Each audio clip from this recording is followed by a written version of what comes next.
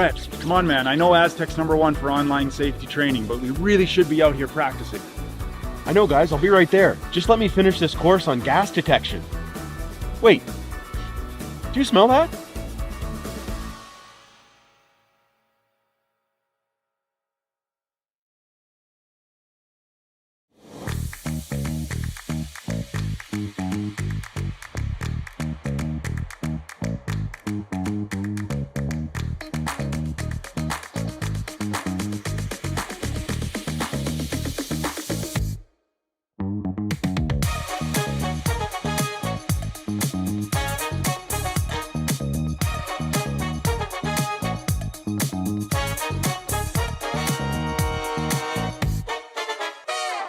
Blandford Brewery, Esquimalt, crafting world-class beer since 2008.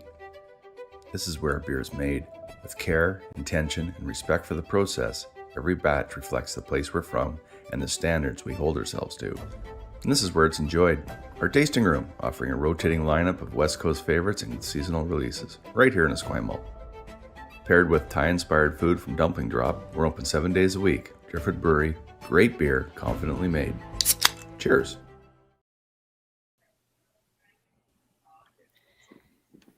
Good evening, everybody.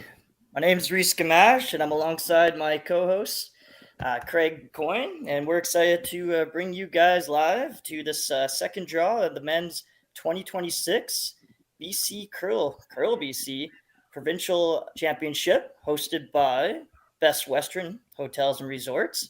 I don't know about you, Craig, but I'm excited. This is going to be nostalgic for me, bringing back some old friends that I used to play against.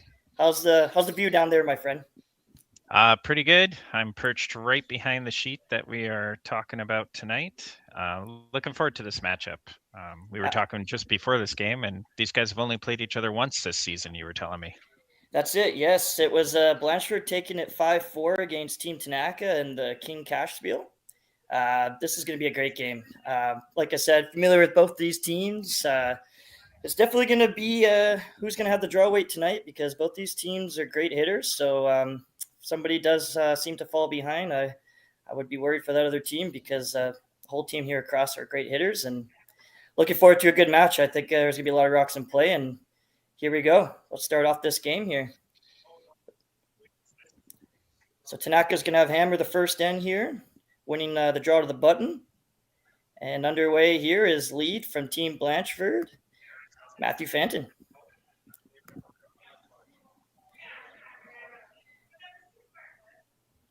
Looks like we're going to get ourselves right into a match.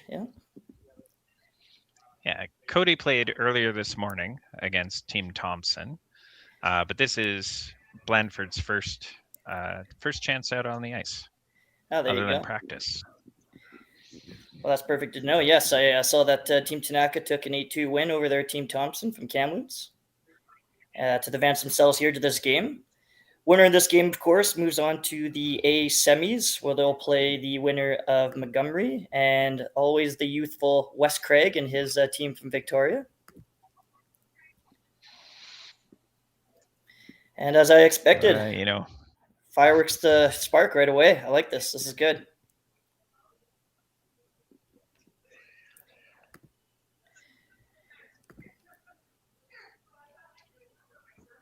Coming up a little bit short there, but that's okay. That'll be a playable rock sometime later in the end there. I mean, both these teams are more than capable of run backs, so I expect a lot of double takeouts, some nice run backs, and draws as well. So it should be a good one. Yeah, I think you're right, Reese. Both teams are really good hitters, so I suspect it'll be who can find their draw weight the quickest. Exactly. And to introduce the teams here, we have curling out of Vancouver, British Columbia. It's going to be Skip Matthew Blandford, third Sebastian Robillard, second Cody Johnson, and lead Matthew Fanton. And curling out of Kamloops, mixed team here, but skipped by Cody Tanaka, Jared Kolamaya, Mitchell my apologies, Mitchell Capicco, thank you, and Corbin Fadden. So I'm not even sure I got that right, but we'll go with it. That's why there's got to be two of us. I'm glad you're here to help me with that one.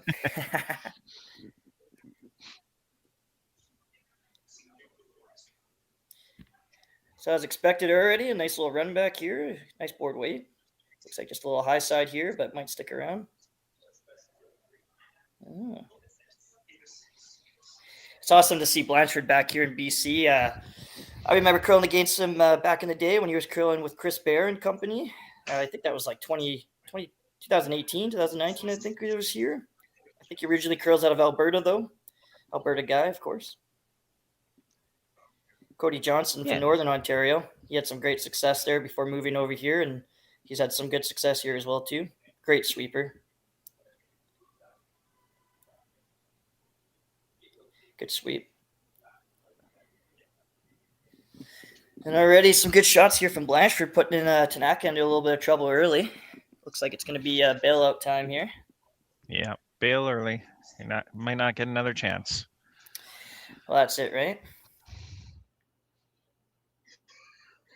I don't mind this. Get a feel for the ice. They played about 9 a.m., so you don't want to get too aggressive early. It's nice to always score a lead, but the way it's shaping up right now, this is probably not the worst decision. Get yourself out of some trouble. Maybe give yourself at least a shot or a blank opportunity. There you go. Good start. Nice double there by Mitchell. Yeah, it leaves maybe not quite a corner, but a guard that Cody can use later. Absolutely. Blandford going to the aggressive early again, putting up a guard, as he should. He's got a good position here, good situation started.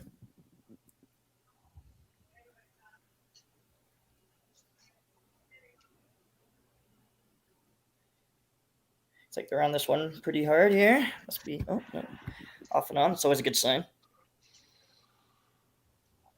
It's got some curling to do. So for those who are not familiar with these two teams here, both of them play a lot on the tour here this year. Blandford putting in quite a workload early. They had played about 42 games this year with a 28-13 record on the World Curling Tour. So that's well above a 500 record, which is awesome. That's always a good boost when you're coming into the provincials with that kind of record. Tanaka team playing a little less games, 26 games in total at a 13-13 record.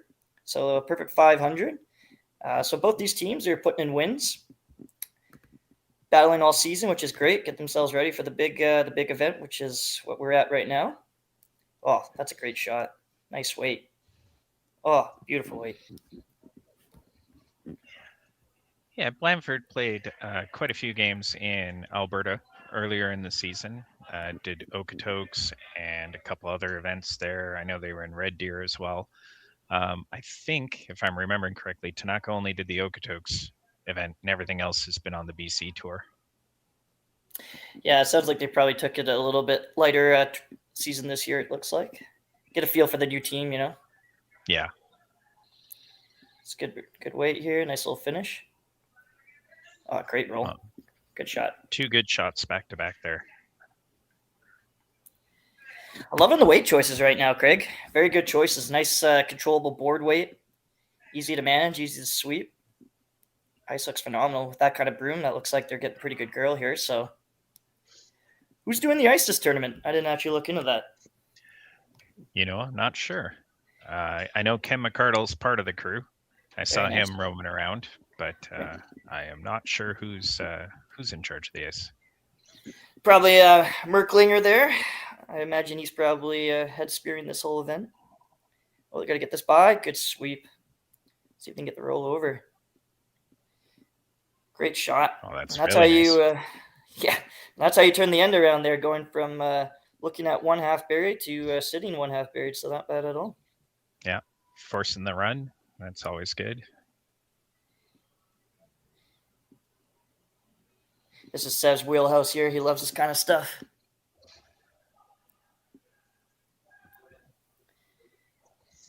And I expect nothing less than a nice, beautiful made run back by Sev there, as they like to call him back in the day. Great shot by Sebastian Robillard.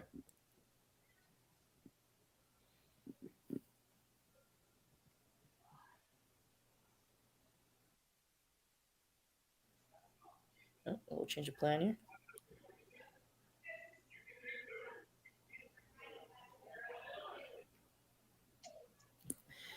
Looks like he's changing it around. Go around the easier guard here for sure. I thought that would have been a tough call to try and go through that port for sure. Yeah, I think Jared liked this one a little better. Yeah, not a bad way to get himself his draw weight early here. Well, and if you go through the port and you don't quite make it and you tick them on to the rings, you're in more trouble than you need to be here in the first end.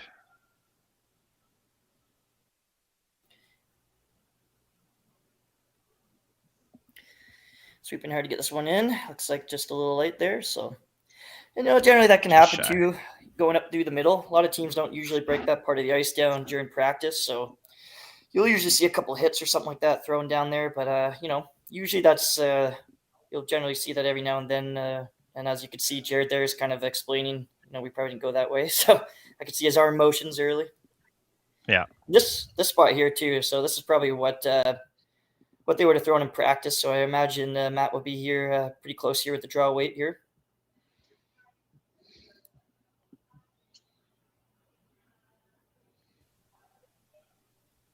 Delivering his first here at the end. Well, they're on it early, so we'll see. Must be a little tight out of the hand here. Oh, held it out there. Well, line's looking pretty good. Might over curl. Oh, no. Not working hard. Great sweep. It's a good shot. It's a good looking shot. It's a good spot. No, I don't see really any run back here.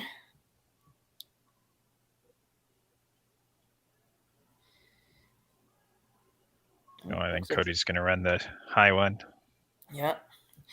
I guess there's really no there's no real danger here. I mean, only good positive. If he makes the double, that's perfect. He will be probably drawing against 2 though if he makes the double here and doesn't clip the one on the 8-foot. But at least they all have a shot. So for his last on the opening end here.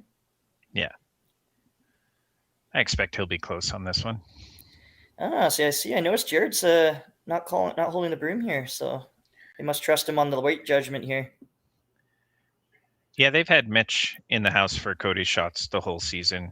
Jared's just such a strong sweeper. You don't want to take that away. That's true. Well, they're getting on this early. It's going to be close. Yeah. Oof. Not a bad result. Might be giving up a steal here if Matthew plays this one good. Just kind of hit the open one and maybe give them their one. So, there you go. That's not a bad call there from Sev. I'm not sure I'm in love with the tap here early, only because I don't really see you making the shot any harder. Either way, you're pretty much looking at a potential steal of 1 here. I think Cody will probably hit the open depending on where this goes. I don't see him really navigating through that port on a draw early, especially after seeing Jared's first one there. They might be a little worried about weight here going down that middle path. Now, are they playing the tap or are they just guarding? I think they're playing the tap here. Yeah, I think they want to angle it a little bit. The pros and cons too. If he's a little light, then it doesn't hurt to have a guard there.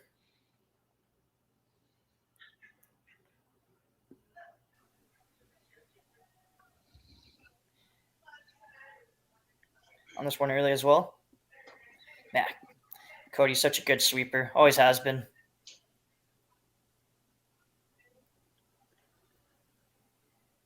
It looks to be a little light here, so be a small tap. That might have set up a blank there. I think Cody can fit through the gap there and get the 2 and blank the end there. So maybe on it a little early, but they had to go for weight. But, still forcing Cody to make a good one on his last year. So overall, pretty good end from Blandford and team. Yeah, they'll be happy with that. Yeah. As they get the force out of this, that's job done. So. Well, that's it, right? I think a blank's pretty good here, Greg. I think Cody's gonna be able to get these 2 and squeeze it through. So this is pretty much right up his wheelhouse.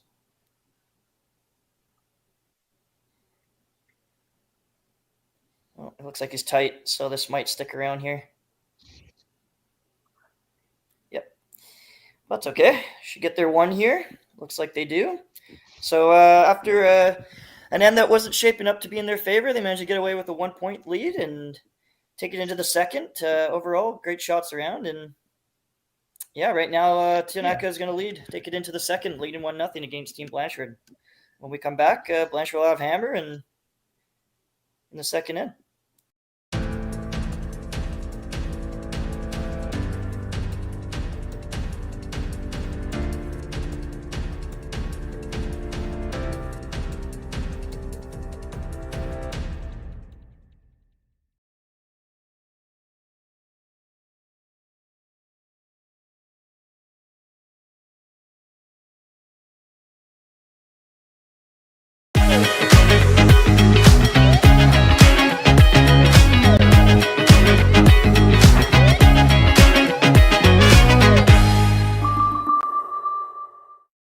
The Kia Victoria experience is a different and better way to purchase a vehicle. We believe that the more positive your car buying experience, the more you're going to love your Kia. When we say the right thing to do, we're talking about putting the customer's needs first. It's about being honest and transparent, both in sales and in the service department, and it's also about treating everyone equally. If you haven't considered Kia Victoria, I would say come see it for yourself. You're going to be impressed with the people that you meet and impressed with the product. Driftwood Brewery, Esquimalt, crafting world-class beer since 2008. This is where beer is made. With care, intention, and respect for the process, every batch reflects the place we're from and the standards we hold ourselves to. And this is where it's enjoyed. Our tasting room, offering a rotating lineup of West Coast favorites and seasonal releases, right here in Esquimalt. Paired with Thai-inspired food from Dumpling Drop, we're open 7 days a week. Driftwood Brewery, great beer, confidently made. Cheers. Welcome back. Those who are joining us just now, you're watching the 2026 Curl BC Men's Provincial Championships here in, I believe, the Archie Bauer Arena there out of Esquimalt, Victoria. You just tune in. Archie Browning. There you go. See? Pronunciation, that's the one I'm leading. For those who saw, Tanaka took a 1-point lead there off a double made in his last. And yeah. Gave him a little bit of the commentator curse there. I said Blandford would be happy getting the force, and you were pretty sure Cody could make the blank there. And a little narrow on his hit attempt, took the one. Sorry, Cody. Yeah. But nonetheless, not a bad position to be in. Always taking the lead early is good, and I expect a full end here of lots of rocks in play. Looks like Blandford started with a corner, and Tanaka followed it up with the cap on the 4-foot draw there, so already off to a good start. Should be a good end. Yeah, I like how both teams are just getting right into it. No up and down blank in the first end, just right away. And considering this is Blandford's first actual game, I was pretty impressed with some of the shots that were made in the first end there. Yeah, I expected nothing less than rocks in play. I don't know Cody too well to be somebody that takes blanks, that's for sure. And same with Matt. He loves rocks in plays as well. He likes to use his hitting ability and set up some angles. So I expect we'll see that once they get comfortable with their draw weight here. So, but yeah, not bad. Edge of just about edge of 8 to get to the button here, or a little past the button. So ice is going pretty well. Yeah, I watched the morning and the afternoon draws, and there's been a lot of swing. The rocks finish pretty hard. Good. So it's kind of like hogline in. You'll watch this one from Mitch. It'll start moving pretty good here. Right on. Yeah, but a little short. Looks like okay. Looks like we're having a little bit of weight issues to start, but I think they're just probably easing into it. These end sheets, sometimes you get one side that's a little faster than the other, so usually takes about an end or two to get a little familiar with that, especially if the crowd's busy too. That can also affect the ice as well. So I, of course, can't see, but I'm sure you are able to see. Yeah, there's less people on this side of the arena, only because this side is colder than the other side. Hey, there you go. There's a vent or something that blows down this side. I was sitting out there watching the earlier games, and it's a bit chilly out that side, so maybe that has something to do with the ice. So it looks like Cody's going to put a replacement guard here. It's pretty nice. Anything in that kind of top 3 zone, as I like to call it, just above the 12-foot lines there. If you could put a rock there, and if you could stagger, that's beauty. So hopefully that's what the end result will be. This one looks a little heavier than his first. Yeah, they don't look too worried about this one. Looks like a hard clean here. Looks like it's going to overcurl a little bit. Yeah, just a bit more than his first one. That's a hard clean, Reese. Jesus, that's me sweeping as hard as I can. Yeah. I don't even know if I know how to sweep anymore. It's been that long. Nothing to it. Just lean on the broom. Yeah, there you go. So we have Cody with his second here, I believe. Putting a nice kind of, looks like board weight, maybe up board weight here. Man, look at this sweep. Ooh, it's really curling down this spot. You know what? That's a good shot. That's a great shot. Get under cover there.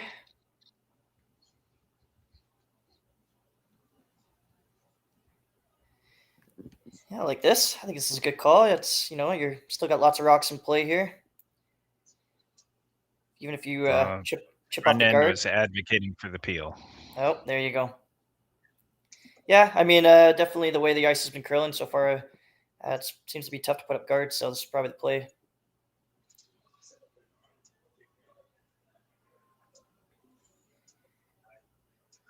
And no surprise, Jared with the peel. That's a nice one.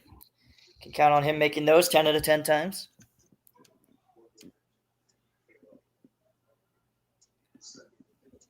I like this a lot, actually. This is a good play. I like Blandford coming around the guard here. As long as they don't leave it where a double's available. Right.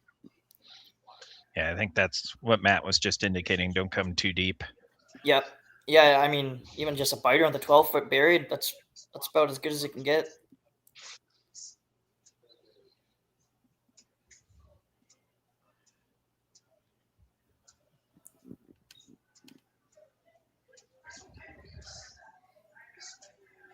Looks like they're working hard on this one.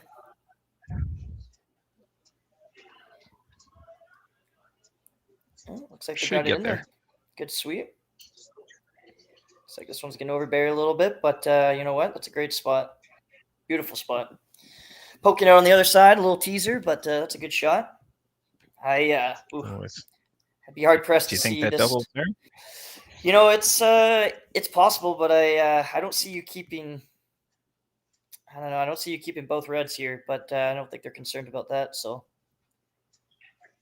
playing it with the intern, which is probably the play. Get a better spin on the rock. Get a better spin on the rock. Get a better spin on the rock. Get a better spin on the rock. Get a better. Even if he knows this, it's actually a really good shot too. So looks like they're getting on it to curl it. Unbelievable. Nice shot. There you go. Why did I doubt him? Of course he's going to stick it for 2. Unbelievable. Good shot. Good call. It's only makeable with the intern. So that was the right play there. Nice play. And now the end of switch. So now you got Seth here on the defense here, having to make a hit and roll, hopefully, and get yourself a little buried here. Make Team Tanaka kind of play something soft around that corner. Yeah. It's indicating that it's weight's down a bit hard here. Though. Yeah, we're getting it by here. It's got a hard sweep. No. Oh, just a light rack.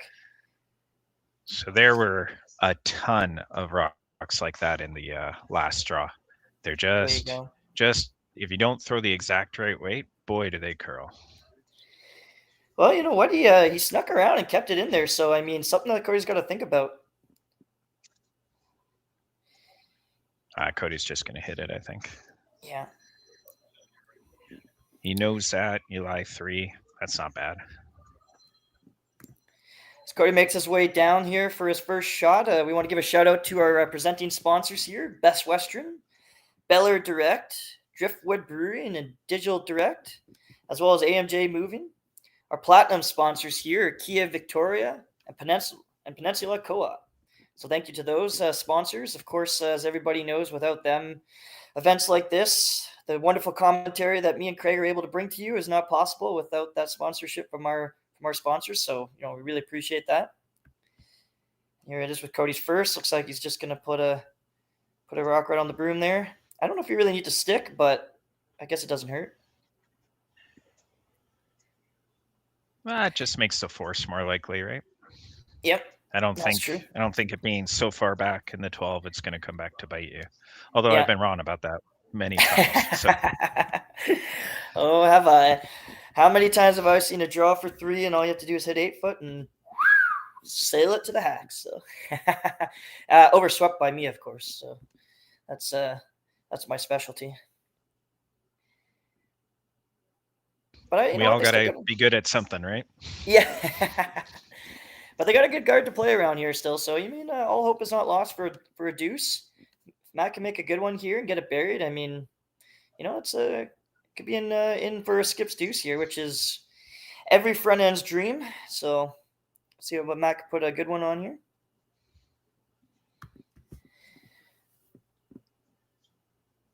Yeah, he's got just enough room that if he hits and rolls a little bit under the guard, he'll still be shot.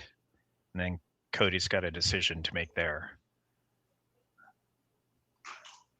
And I love it. Matt just in the hack, out of the hack, takes no time to think about it. You got to love it. He's confident in his shots.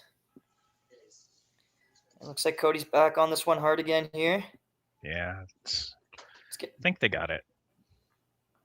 Looks like it's going to take a little bit of a... Oh, that's a good shot. I think great shot. Ooh. I think they're sitting one, Craig. Sneaky good shot there. You know what? That's a hell of a shot. That's a great shot. Good weight. Nice line call. Good sweep. Cody can peel this, which is fine. And, Matt will have some backing on his last if he needs it. But he'll have a nice draw. Gains 3 nonetheless. But, when you make it to the big leagues like this, a draw against 3 and hitting the 8 foot's pretty much comes on the resume as a skip. So I see Matt making this one pretty good. But Cody's got to make this one go away first. So his old school tuck, Craig. I don't remember Cody ever having that when I curled with him. That's a new. Yeah, he's been a tuck curler for a few years now. How is he now?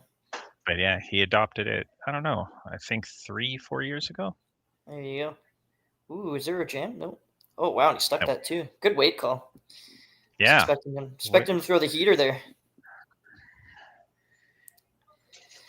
All right. Well, this is what you pay the skipper to do, right? So just gotta hit the 8 foot here. Good team shot here, but generally it's usually in the hands of the sweepers, and as Matt can just throw it within 6 feet, let the sweepers do the rest, and we'll head to the third on a 1-1 tie.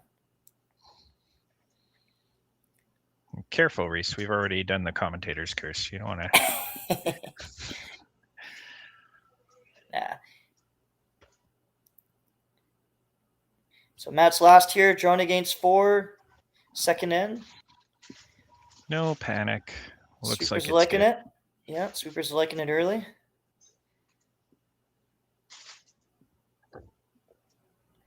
Yeah, looks like Jared's already. This one, he's got to put on a few brakes here. And he uses his backing, which that's why it's there. So there you go. So great shot by Blandford. Taking it into the third here, Craig, with a 1-1 tie. And we're looking forward to the fourth. Nice, fun game so far. Third. Yeah, absolutely. And we head into the third with a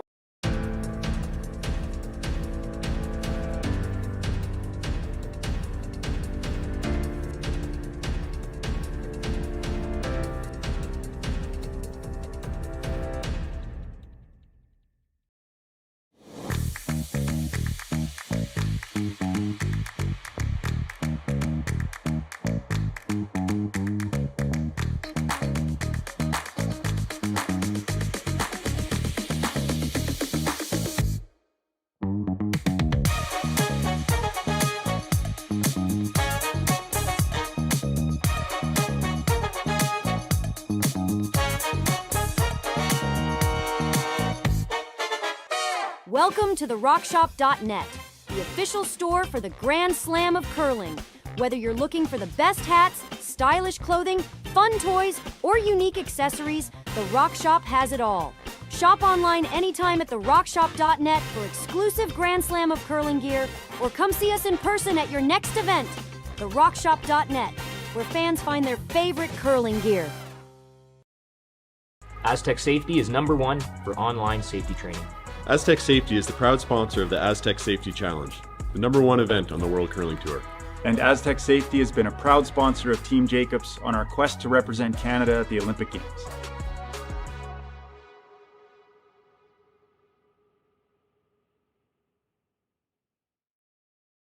Who wants to go back and watch the show again, they can.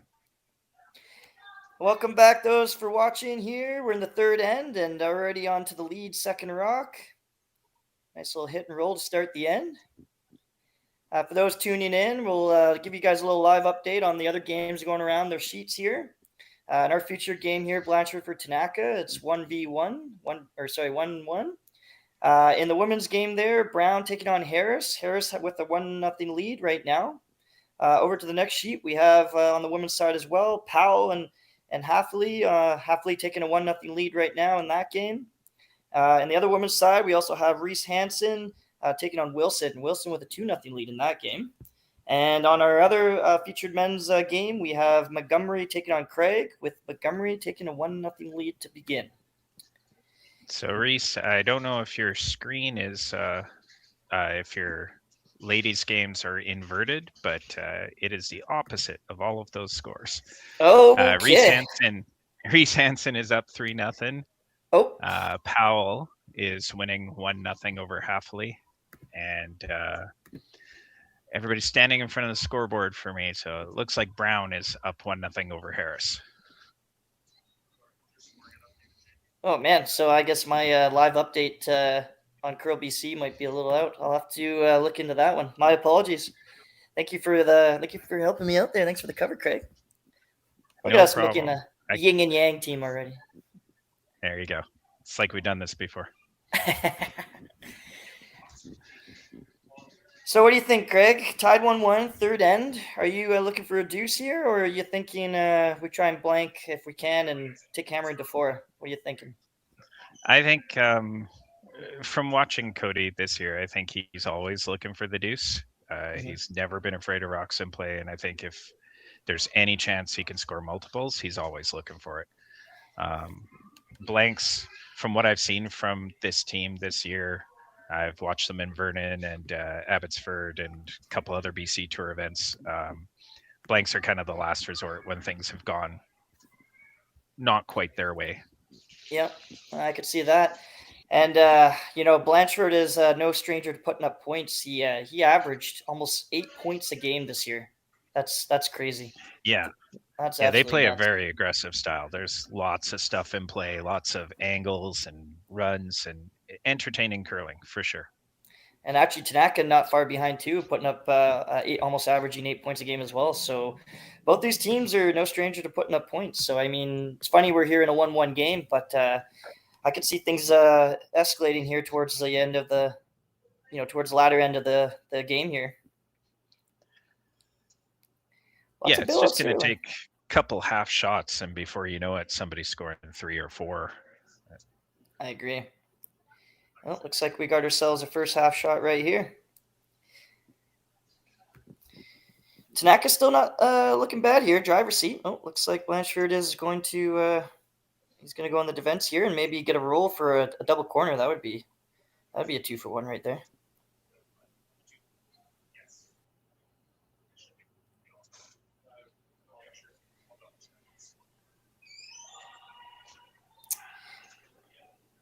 Looks like this one's good out of the hand here. Could be close. Get the roll over. Great shot. Not bad. Nice shot. Did we not say that, Craig? Did we not say earlier that we were expecting run backs to be made pretty much all the time here for these two teams? Yeah. Anything not super high or super long, they're pretty automatic. I would agree. That's a great shot by Cody Johnson. Just the perfect amount of roll. Nice. I like that spot. Hard double to make if they're trying to clear it too. So looks like we're going to be coming around with a tap here. Nope. I think just enough to get that center one out of the way and maybe roll under their own corner there. Okay. Oh. Yeah. Just make some space. Okay, actually, this is quite interesting because if Blanchard decides to double peel, nope, that's probably what I would play as well. Come around because I was gonna say if he double peel, it just gave Cody a wide open draw around that blue guard. So this makes perfect sense here. So Seb's first here. Let's see if he can find draw weight in this arguably a new spot here. First time in the game, I imagine.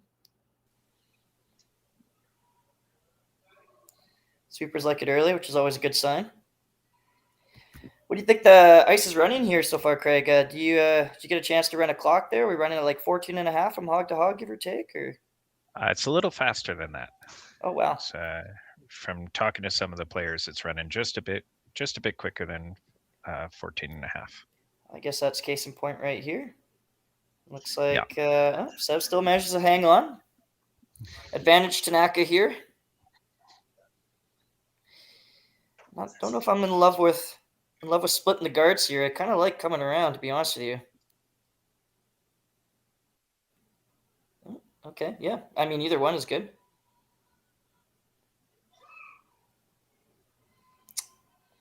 Okay, interesting call. I feel like if you hit this high side, you might be able to split it for 2. Just don't know if you ever. I don't know. I'm not sure if you're ever going to leave one buried in this situation here.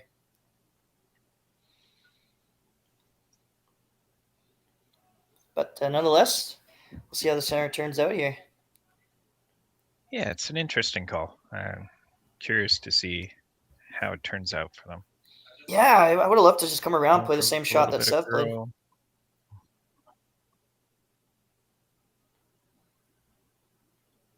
I mean, that's close. That's pretty good. Yeah, almost rolled it in. Not bad at all. Not quite a biter. Yeah, I kind of foresaw that being a shot that, you'd probably either leave a decent run or a double. I kind of like coming around those staggered guards. You just saw the path and you saw, the line there and you bury one around there. I think, Blanchford's chasing now and you have a good chance for that deuce that Cody always likes to score. So a little surprised to see that, but you know what? He had a vision there and maybe just almost executed perfectively, but just a little short on the other rock rolling in. It was tricky. I don't think they would have thrown that path at all, and especially with that kind of weight. So it was just a guess. They were really close. Oh, they're going on this one hard. Yeah, I saw light and tight here. Yeah. So that spot's you can always tell. You can always tell how hard they need to sweep by how red Seb's face gets. Yeah, and it's got to say, 2026 now. There's a huge improvement in all teams across the board there with the broom smacking. I think I grew up around that era there where that was the way you took care of your frustration. But now it's more of a mental game. Now everybody's mentally tough. So you know what? Kudos to Sev. I know he's not happy about that one, but you know what? He'll shake it off and come back at it on the 4th here.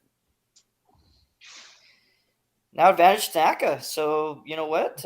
Here we go. Chance to sit 2 here and put the pressure on. Another fun tap split thing here. Okay. I like the weight. Not bad. Yeah, there you go. So sitting deuce and it's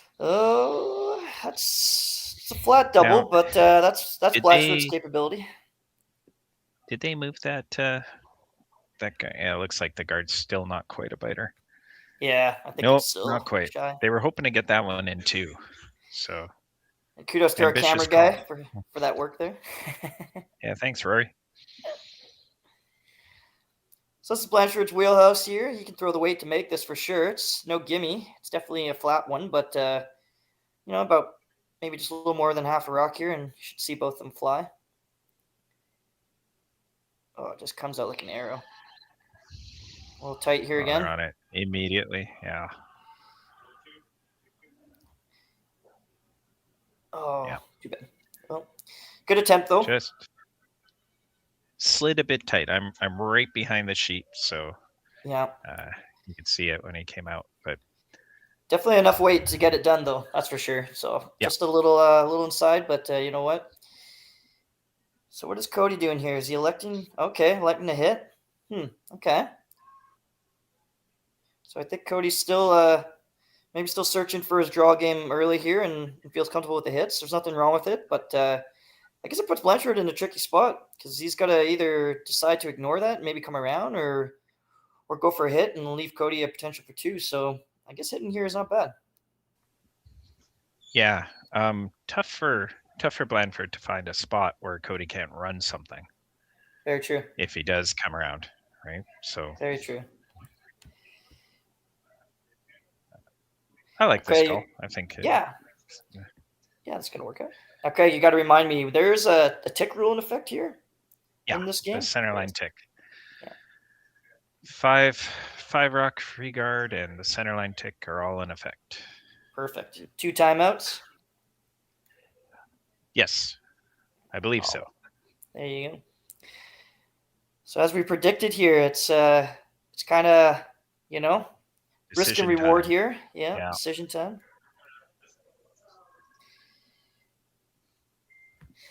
So what would you do here, Reese? You know what? My heart is telling me to hit and just kind of, swallow your pride and let them have the deuce and come back in 4. Take your medicine. Take your medicine, yeah, as I like to call it. I mean, being down 3 in this era of curling is not the worst. It's definitely early, and Blanchard likes to put up points, but I think you got to take your deuce here. And the spot's given each team some difficulties here, so it's no gimme. It's back of the house. So if Cody's a half rock off, I mean, they might be able to sweep it out, and it looks good. So now I can't tell, well, but if he hits this, I'm not sure he's out counting the top red. Yeah, and I don't think that's probably well, actually, yeah, he would probably want to be shot, wouldn't he? Then Cody could just draw for his 2. Yeah. Well, we'll see. So he needs to be better than 3/4 in the. Yeah, so it looks like red's sitting 1 there. So. Yeah. But looks like Cody is still going to hit, though. So there you go. All right. And you know what? Honestly, if Blanchard's taking notes on this, that's something to really consider, because if you're seeing your opponents hitting on a position like this, then you kind of know that maybe they're not feeling as comfortable on the draw weight, and something to consider going into the 4th and 5th, maybe making your opponent there throw a few more draws, because I think you'll see most of the veterans throw a draw here. Not that Cody isn't a veteran, but he's comfortable with his hits, so no surprise there. But on his last here, looks like it's a heavy clean. Nope. I got it on for curl. Heavy curl. There you go. Oh, no. So let's Blanchard kind of got what he wanted, and I know Cody will not be happy about that, but they're going to take a 2-1 lead going into the 4th end. Team Tanaka up 2-1 against Team Blanchard, with Hammer coming home in the 4th.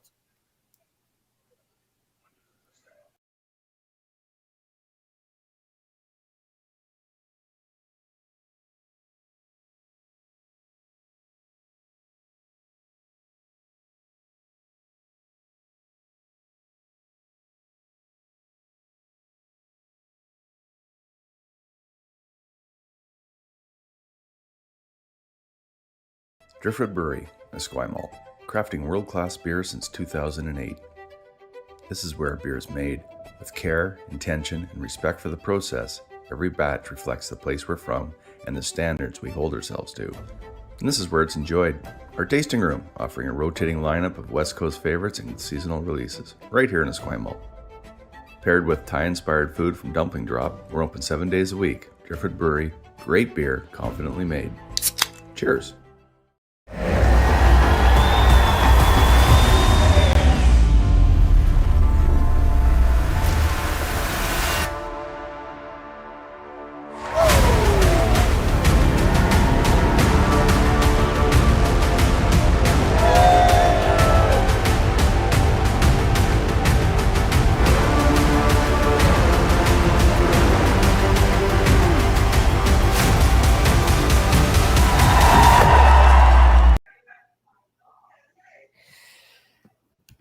And welcome back. I'm here with my friend and host here, Craig Coyne, and I'm Reese Gamache, and we're excited to bring you this men's quarterfinal on the A side between Team Tanaka out of Kamloops and Team Blandford, curling out of the Vancouver Curling Club. As mentioned earlier, the winner there will move on to the A semis, where they'll take on the winner between Wes Craig and Jason Montgomery. Craig, thoughts on the game so far? What do you think, my friend? I think both teams are playing it a little cautious. There's still lots of rocks in play, but they've been bailing early. And the choice for Cody to hit that one in the back when he could have drawn full 8-foot for his second was indicated to me that they're not quite confident that they have the right weight and lines for their draws just yet. I couldn't agree more. So for those who are just joining in, Team Tanaka had a shot for 2 there. Unfortunately, we hit a little high side and rolled out to just get the 1 there. So overall, that's a win for Team Blandford. And now they have Hammer going into the even ends here on 4. And to your point, Craig, it looks like a bit of a cautious start here as well, too. I was expecting to see maybe a guard, but looks like they're just kind of going to regroup from this end and hit it hard in the 5th. Yeah, Matt Fenton's first slid in. Cody decided to hit it. Now I think they're just trying to split the rings, which is, I mean, that's so hard to do at this level. It's so early in the end to try and do this. Like, you have to hold this for so many rocks with everybody who can throw that high, hard one. It's a tough thing to do. Yeah, I agree. Absolutely. Especially, like I said, with the back ends for both these teams being able to throw those weights hard and accurate. And that's a good start. I could honestly say I know a thing or two about sliding into the house early. Growing up curling myself for many years, playing lead. I definitely I know there's a couple skips if they're listening out there. They might have given me a head shake every now and then when they saw me slip one in.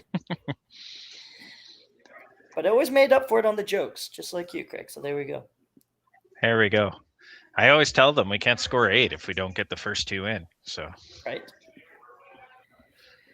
Just look at the positives. Send the other 6 in perfect, and we're gold. We get a pin. We get a little certificate. It's great.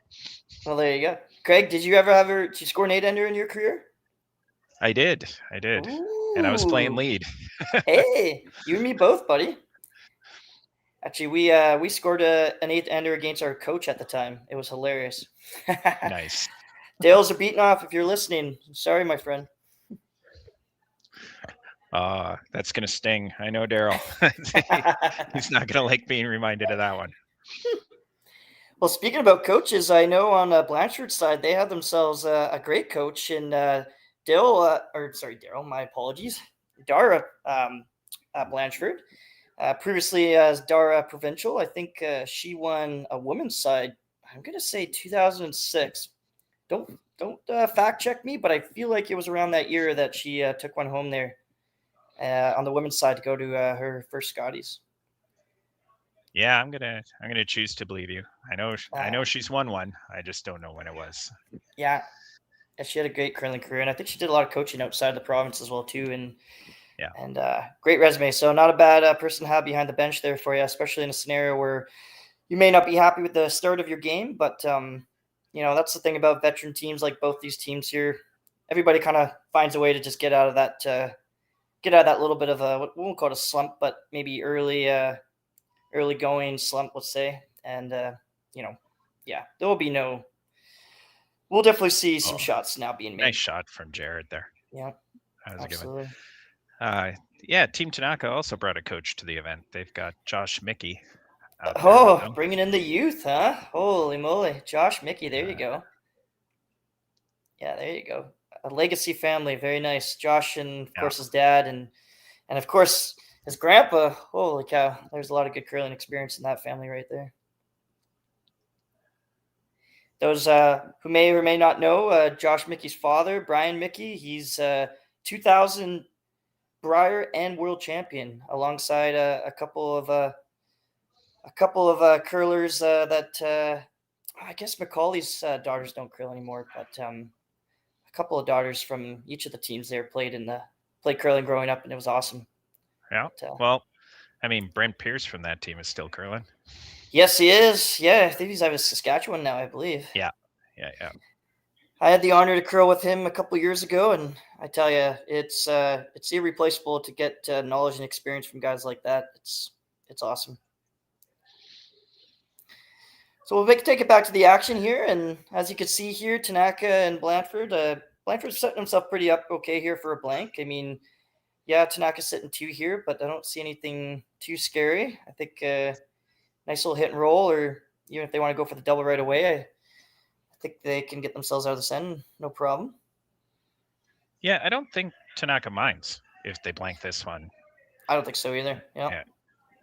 Try and force him in 5 and take the hammer back in the even ends for the last half of the game.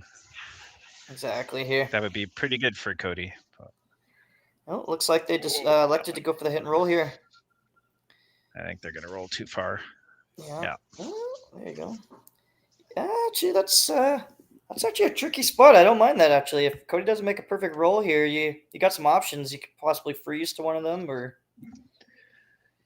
Well, Cody throws it like he threw his last one. He'll get a nice roll. Yeah, there you go.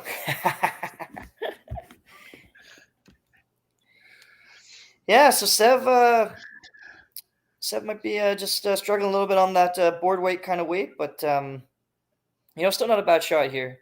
So Cody's still got to make a good one to make sure. Seems Seb's just a bit narrow.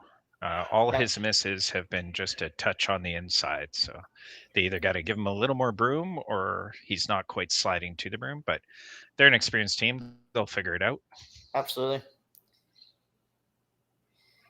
Yeah, it definitely doesn't look like there's any lack of curl coming down the middle here, so possible that maybe there's a trough going on in the middle. I mean, yeah, see something like that happen. That's usually... Yeah, because, Cody puts good spin on his rocks there, so I don't think that was a lack of handle. So definitely some tricky spots here that the guys are still figuring out. But, that's what you got to do when you're at this kind of tournament. You got to figure out the ice early, and looks like whoever figures out the ice here first is going to have the upper hand here. So. Yeah, certainly between Seb and Cody, whichever one of those guys figures out their hits is going to give their team a pretty big advantage, because right now they're just trading misses. There you go. Yeah, that's the way it's looking right now for sure. It's always tough when your opponent gives you a chance like that and you follow up their miss with a miss. You always want to make after they have a miss. Absolutely. Well, there you go. Cody's that's a nice little... happy with his last few rocks. Yeah. That's a nice comeback shot there from Blanchford, though. Nice little board weight hit. It's always a good feeling. And Cody's wasting no time getting that one out of his hand here. Yeah, you could see he was a little frustrated after that last shot. Just wanted to get right back in there and throw it again. Just get that feel for a good one. Yeah. And now here we go with the blank attempt with Blanchford's last to maintain the hammer here going into 5. Yeah, overall a pretty tight game right here. Lots of rocks at play, as Craig mentioned earlier, but definitely a few half misses, which led us to some low scoring attempts here. But nonetheless, Blanchford's still in a good spot here to blank it and put himself at a comfortable spot with hammer in 5. Cody, yeah, and as frustrated as Cody is with missing that other one, right from the get-go, we said he wouldn't be upset about a blank here. So there we go, going to the 5th. There you go. So blank, as you mentioned, 2-1 Tanaka taking the lead into 5 after a blank shot there by Matthew Blanchford.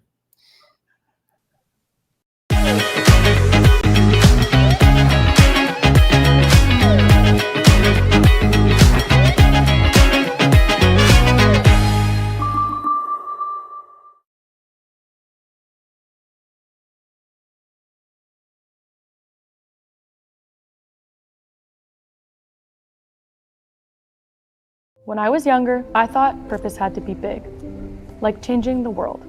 But then there's the little things, like fueling someone's car before an early shift, or helping someone find the perfect bottle to toast a special occasion, making sure the shelves are full so a family can cook dinner, so those kids can have their favorite treats.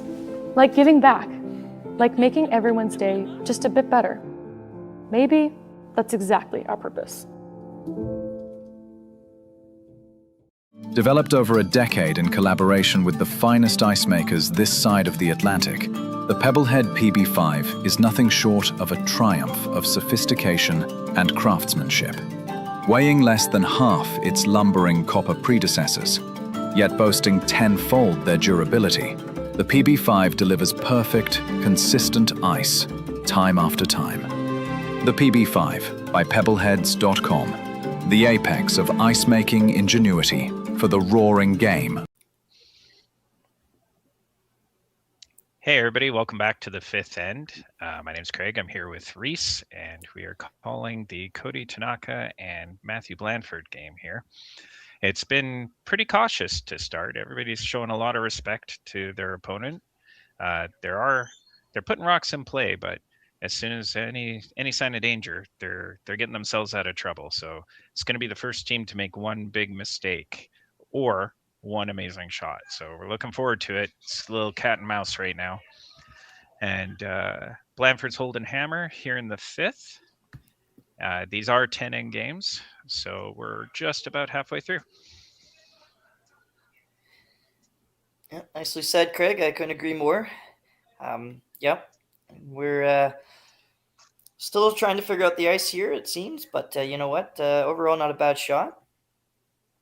I feel like the blank opportunity for this end now is getting less here, so I think we'll see some scoring in this end. That's my prediction.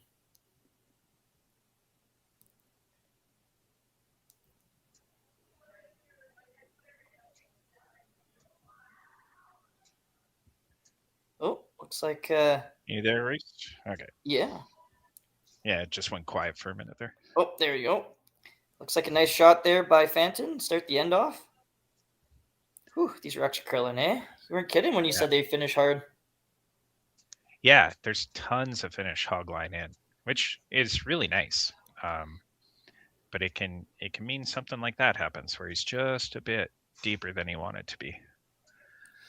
So now Mitch can put this one right on top.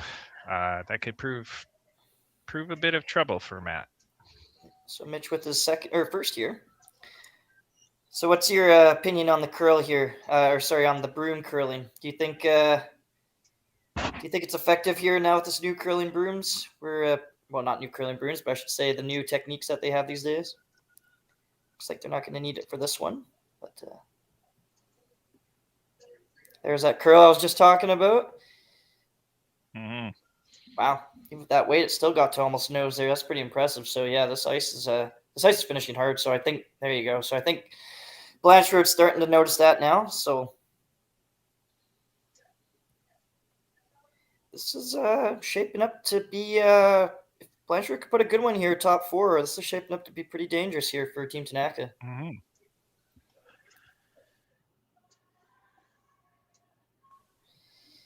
Yeah, you'll see that their blue rock is Fenton's exposed. been on this out of the hand. Has he? That's always trouble because.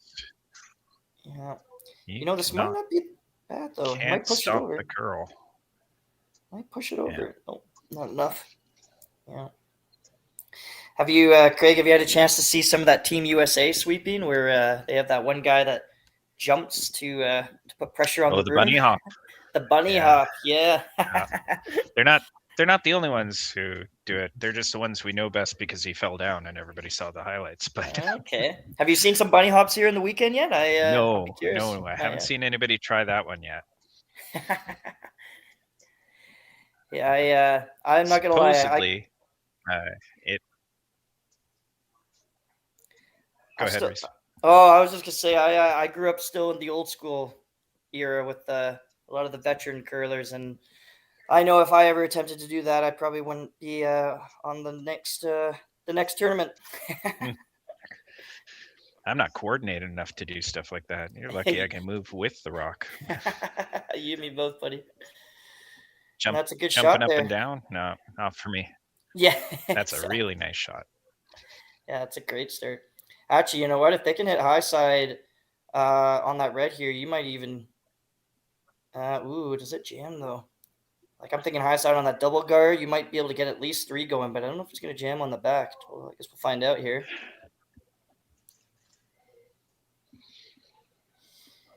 I know Cody does like his intern, so should be up his wheelhouse here. So just hit a little low there, but actually not a bad shot. Lots of stratnals, as we like to call it, in the middle there.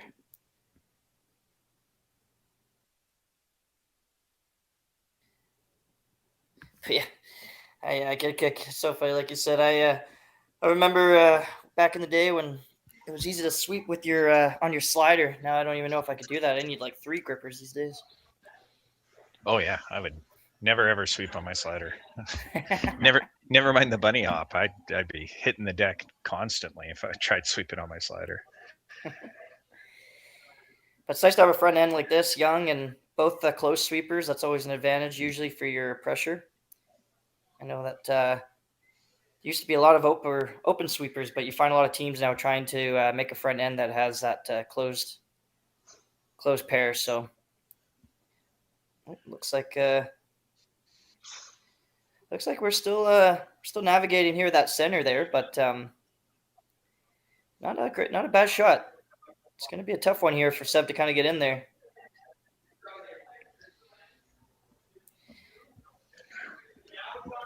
Yeah, I kind of like that call. Hit the one that's almost top 4 there. Roll under the corners.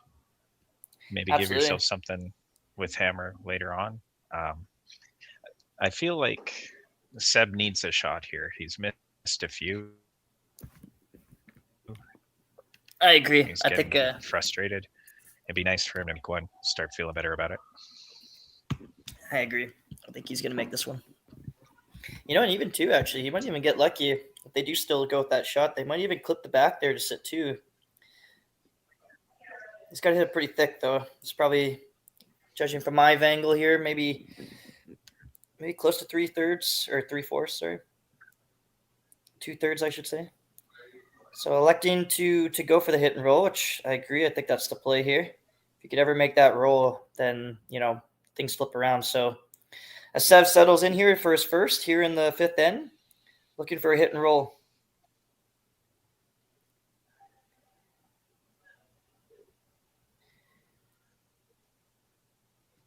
Looks like they're on this one early. Quiet wait here.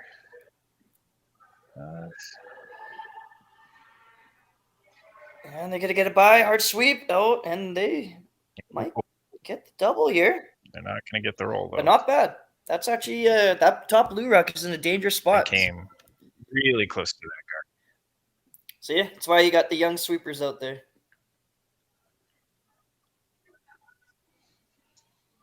I don't know, Craig. I think maybe you and I should team up together someday. I think we could make a dream team sweeping. I'll try the bunny hopping. You try the slider, and we'll just see what happens, Yeah,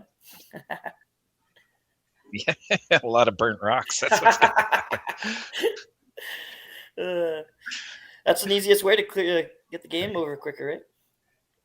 That's right. But we're going to owe the team a lot of beer afterwards. So here we go with Jared throwing his first here, going for the double and roll. It's looking pretty close out of his hand here. Oh, just missed it. Just overgirled. That's even on the hits, there's just a ton of curl. Yeah, so it's definitely some tricky ice, I guess. Maybe something a little unfamiliar for Team Tanaka from their first draw there. Like I said, these edge sheets are always tricky, so.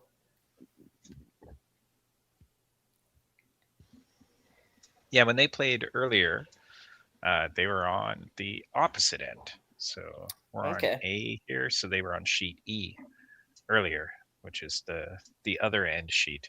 But that side of the arena is a lot warmer. Yep. So the ice is probably a little bit different for them. Yeah, that makes sense. And usually on the 7 p.m. draw too, I mean, you'll usually see maybe a fresh scrape potentially. So, yeah. I'm no ice maker, but I always try to do my best to chat with the ice guys before the game started, or find the ice maker of that tournament and chat, see what they're doing. Because I was fortunate enough to curl with a lot of ice makers, and that was always kind of the trick to figure out how they pebbled it that day, and et cetera, et cetera. So Sev making it good on his first here. It looks like he's coming back with a similar weight. Nice little board hit and roll. This looks pretty good off and on. That's always a good sign.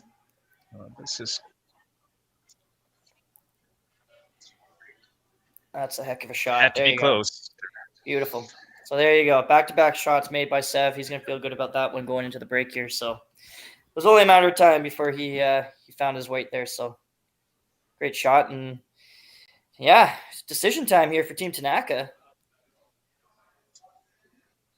Let's have a look here. See if we can pick up what Jared and Cody have in mind.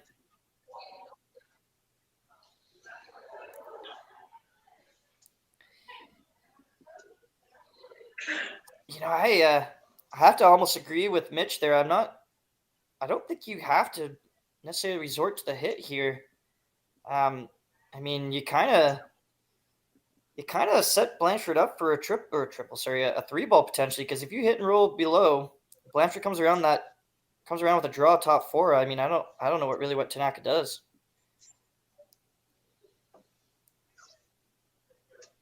Yeah.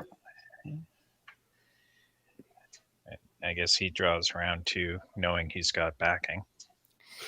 Well, that's what I would do. I mean, if Tanaka's shot here, I guess you do have to make a play on it. But, I mean, you could technically, if you wanted to, draw a top forward or even top button, make Tanaka make a shot with his last. So interesting choice of weight here. He's throwing it a little higher. So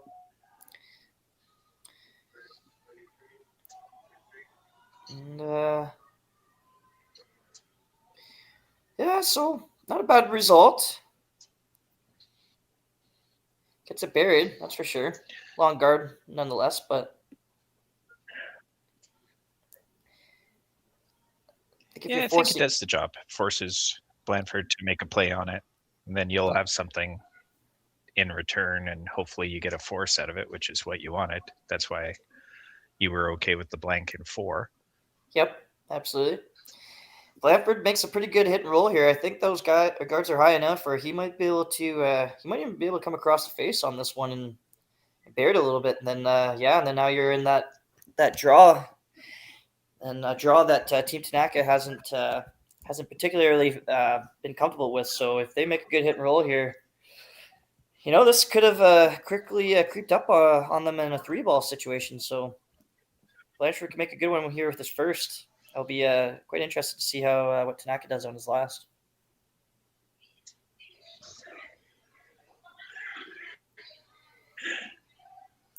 And I could be wrong, but was he hitting to roll away, or was he looking to hit and roll in? I might have missed that. He first indicated hitting and rolling away. Okay. And that still looks to be the plan. So yeah, good shot. Forces Tanaka to make that roll. Yeah, if he makes the roll now, though, you're forced. I think they needed to roll somewhere on that one.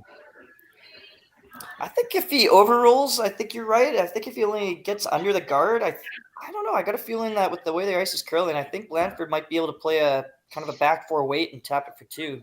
Yeah, I think Cody wants to roll basically corner frozen on his own red over there. Yeah, and I guess he would be shot when just in the form. Yeah. So Tanaka here with his last, coming in with looks to be kind of a hack, maybe bumper weight or board weight as they like to call it. Say this looks more about hack weight. Jared on the sweep here, trying to make a curl. Looks like they're going to hit nose here, which is still puts Blandford here at in a spot where he's going to make a good one. So Blandford, as he makes his way down the ice here, manages to find himself a way to look at a deuce, which is awesome. Take the lead here going into 5. Which I feel like at this point in this game, Craig, is probably feels like you're up by 6 in this case.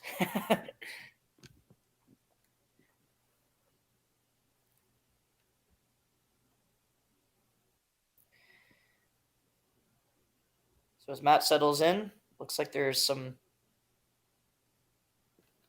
difficulties going on here. Maybe somebody in the stands just kind of moving around. Looks like the teams there are leaving for fifth end break, I guess. A veteran like Matt will be able to settle back in here, get himself right in the hack, and here we go. As he takes his breath, does his routine, and he's off. Sorry about that, Reese. I lost connection there for a minute, so no worries. Just in time to see Blandford with his last as he puts it in here with about a hack waiter. Yeah, Cody didn't get the roll he was hoping for. They pounding it for curl the whole way, so he must have been a bit wide.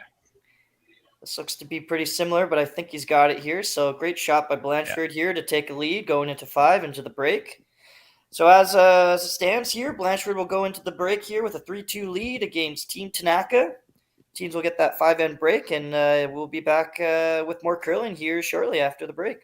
Thanks for tuning in. You're here with myself here, Reese Gamash, and Craig Coyne, and we're at the 2026 BC Curling Men's Provincials, and you're here watching the quarterfinals on the A side. Tune in for more curling when we return.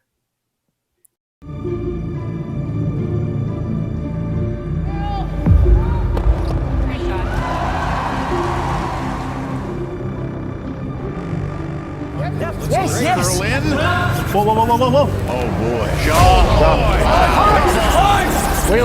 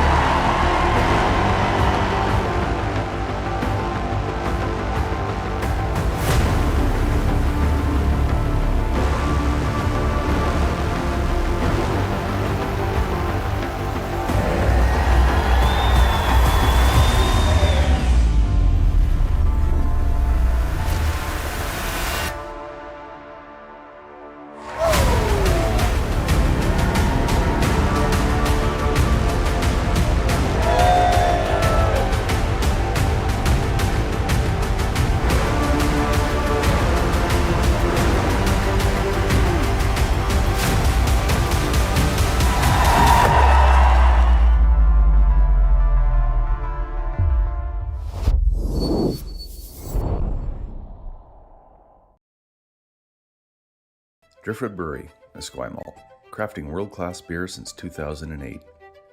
This is where beer is made. With care, intention, and respect for the process, every batch reflects the place we're from and the standards we hold ourselves to. And this is where it's enjoyed. Our tasting room, offering a rotating lineup of West Coast favorites and seasonal releases, right here in Esquimalt. Paired with Thai-inspired food from Dumpling Drop, we're open 7 days a week. Driftwood Brewery, great beer, confidently made. Cheers. The Kia Victoria experience is a different and better way to purchase a vehicle. We believe that the more positive your car buying experience, the more you're going to love your Kia. When we say the right thing to do, we're talking about putting the customer's needs first. It's about being honest and transparent, both in sales and in the service department, and it's also about treating everyone equally.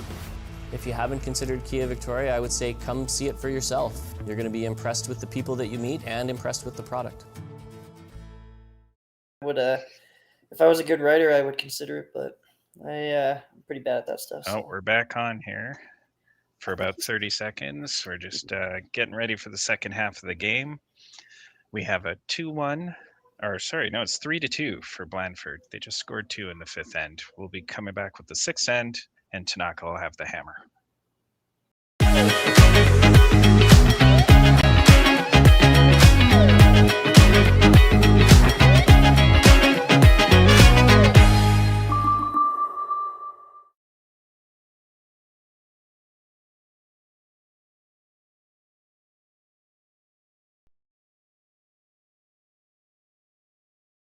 Hey Ben, what's the Aztec Safety online e-learning website again? Yeah, that would be aztecsafety.com.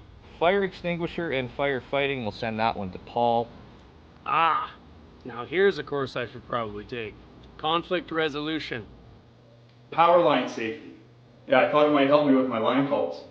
Did you know this Aztec website has over 100 safety courses? Jeez. Aztec Safety online course. Ground disturbance. Could have used that a few seconds ago.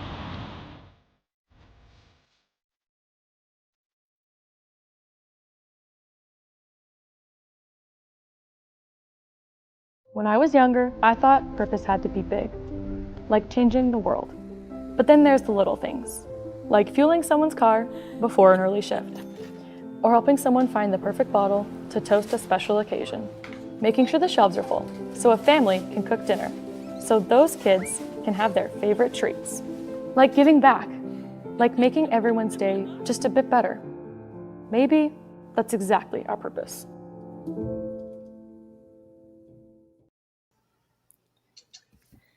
And we're back for the men's BC Curling Provincials 2026, hosted by the Best Western Hotel and Resort. And we are in lovely Victoria, curling out of the Archie Browning Sports Center here in Esquimalt. I, Reese Gamache here, joined alongside my buddy Craig Coyne, and we're here to bring you guys live entertainment and commentary for this quarterfinal game between Team Tanaka and Team Blandford. And Team Tanaka currently holds hammer in 6, down 3-2. And Craig, give me an update here. How are the other games looking over there in Victoria? Well, over on sheet E, we've got Montgomery versus Craig, and Montgomery has pulled into the lead. They are leading 4-3. Looks like they just went into the 5th end break. And Reese Hansen is up 5-1 over. Trying to see who they're playing. Oh, Harris. And Powell and Haffley. It is 2-1 for Haffley in the 5th end break. And then we have Reese Hansen's playing Wilson, not Harris. My mistake. Harris is playing Brown on the sheet next to ours, and Brown is up 3-1 currently. And I think they're playing the 5th, just finishing it up. There you go. And for those tuning in, the winner of this game will take on the winner of Wes Craig and Jason Montgomery in the A semi on the, I guess you could call it the right side of the draw, if you want to call it. But as we come in here, Craig, we should give an update here for our listeners. What do you think from the first 5 ends? I think they're both still being pretty careful. I'm surprised they're not taking a little more risk, but I guess both teams know that the other team is really good at hitting, and they're just they're being very careful with their rock placement. It looks like they're both struggling to get the broom in the exact right spot. Neither team has quite made that perfect roll off of a hit just yet. So if somebody figures that out, they're going to be in the driver's seat for sure. But right now, we're just watching 2 heavyweights just kind of throwing jabs at each other, trying to figure out their next move. I couldn't have said it better myself, Craig. Nice update. For those who are just wondering how we did get here, Tanaka in the first had a blank opportunity, but stuck his blank opportunity and took 1 there. Blandford had to make a draw against 4 early to put themselves in a 1-1 tie. Tanaka had himself, I believe, an open hit for 2 and unfortunately rolled out there to take his 1. And then in 5 there, Blandford made an awesome shot there to take his deuce. And here we are, 3-2, heading into 6. And we're on... I still think... Go ahead. I still think that that 3rd end might come back to bite Cody a little bit. He had the wide open draw. All he had to do was get full 8, and he chose to hit. And he hit and rolled out. And instead of getting 2, he only got his 1. And that could be a big swing point in a game that's as tight as this one. I agree. But in his defense, he did grow up with me in Tunneltown Curling Club, and that's not drawing ice. So he was a few years behind on the drawing capabilities because of the the unfortunate ice conditions. Nah, I kid. It was a great place to curl out of, and it's actually really cool to see myself, Cody, and one more curler there. You guys may recognize Connor Dean curling with Team Wood. A couple of Tsawwassen Tunneltown curlers, so it's good to see that. Shout out to my hometown and old curling club. So any Tunneltown listeners out there, give us a comment in the section there, and love to hear from you.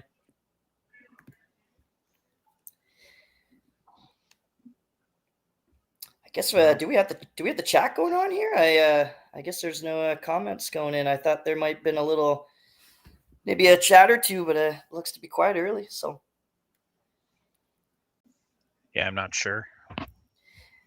But as we bring you here now into the sixth end here, as you can see, things are shaping up here for Team Tanaka. They got one buried around the corner, which is looking pretty good. Of course, all rocks are behind the tee line here, so usually that doesn't scream danger, but still now playing a drawing game to the wings, which we haven't seen this too often yet in this game. So different look on this end, and should see how it turns out with the play going to the edge as opposed to the middle, which it's been for most of it. And there we go. We have ourselves a first half miss here.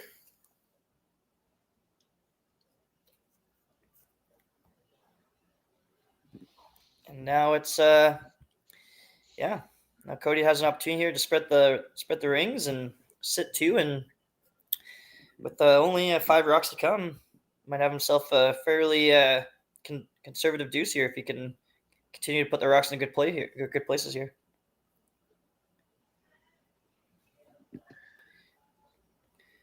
Yeah, it's calling for the corner freeze out in the wings. That's a good setup shot. A lot of people would have just hit the one in the back that is shot right now. Or at least I'm pretty sure the blue one's shot, but you don't always need to be shot. Sometimes you just need to get things set up.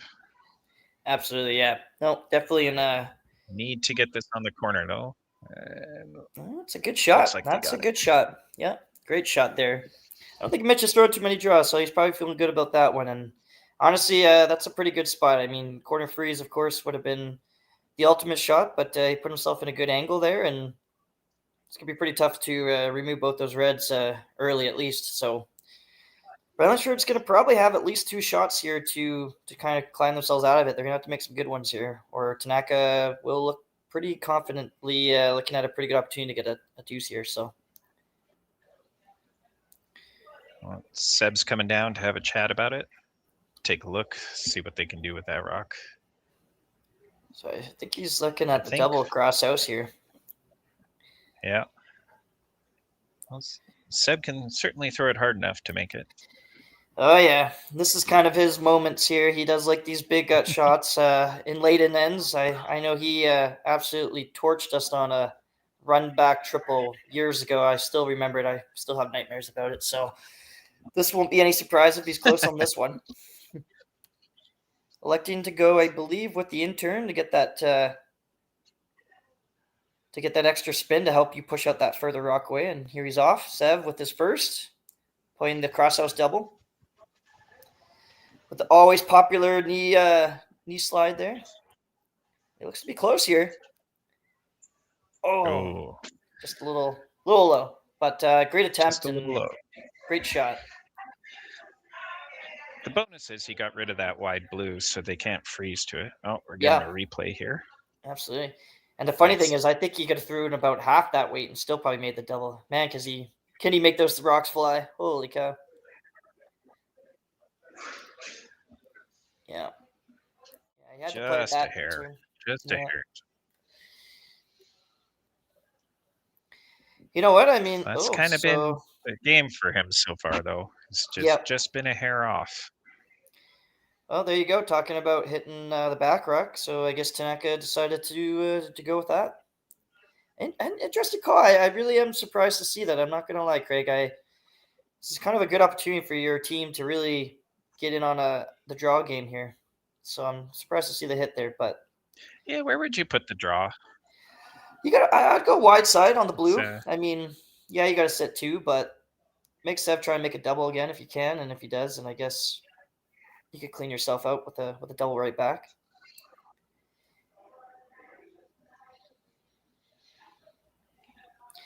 I find it, in my opinion, I think it's a heck of a lot easier to throw a draw than to hit it and roll. That's for sure, especially on ice like this today where it's got some good curl to it. So, Yeah. But, I mean, they got that corner one sitting on the edge there. I can't tell if it's my right or my left looking at the video, but they might be able to maybe split that in early if at some point, maybe potentially. Corbin on a hard sweep here. He's got to hold this one. Looks like he's got it. Great sweep. Great shot. There you go. That's a good shot by Jared. Yeah. Keeps them spread out. Double. I don't think there's a double there. And always nice to get that congratulations there from Skipper saying, Matt you know will what, just thank try and you. hit and roll close to it. Yeah. I was just saying, Tanaka giving Jared there the nice shot there, buddy. So that's always good to get that feeling.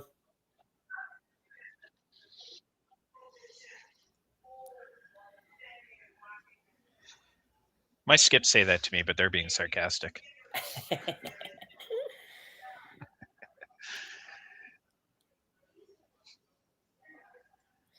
this one's on early here. Fenton with the hard Matt sweep. going on it. Really hard sweep here. Just stick around. Doesn't look that way. That's So there you go. Hard for a piece. Man, do you ever? I guess it's really hard. I was going to say, is there ever an opportunity to split that edge red? But I guess it's just too sharp of an angle, I would imagine. Yeah, maybe you can try it on your last if you really want to. Yeah, that's true. If Blandford rolls out again, you could try it on your last. But yeah, I don't think you try it here because if you screw it up and you don't get either one in the rings, you're in trouble. So. All right, so couldn't ask for a better situation here for Tanaka's first. A wide open house for a draw. Can pretty much put it almost anywhere in the top of the house, as long as you're top of the house. And you should walk away here with a deuce.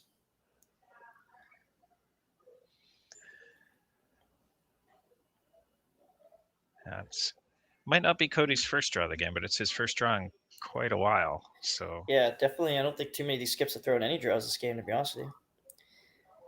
This one's looking pretty good. Right. Jared's going on it now.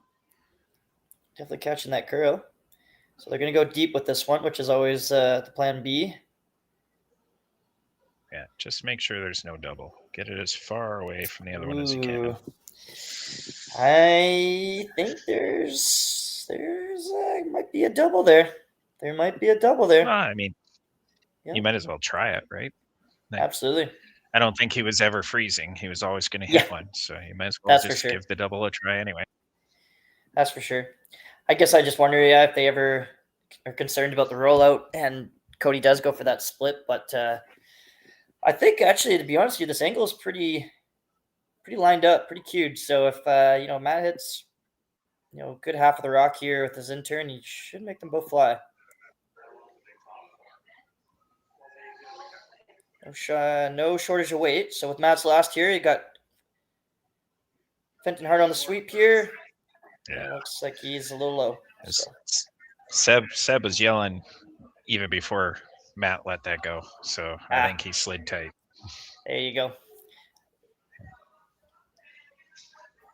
All right, so Cody gets a second draw here. Yep. Okay. Which is good. He, like I said before, he hasn't thrown too many draws this game, so I don't want to say low pressure, but it's not thrown against 5, so it gives him a chance to get that feel. Especially during the spot that both teams have been struggling a little bit here. So let's see if they can figure it out on this one. This is although to viewers out there, this may look like an easy shot, but this is definitely an information shot where your whole team should be paying close attention to the line, the weight, because this is where you learn. This is where you pick up good education on your shot here. So when it comes down to it later in the game, you'll have in your back pocket. And already, for sure, this is a great, well-made shot for sure to take the lead here, but definitely curling a lot down that spot. So yeah. So as we head into the 6th break here, Team Tanaka will take a 4-3 lead against Blandford, and we'll be back for number 7.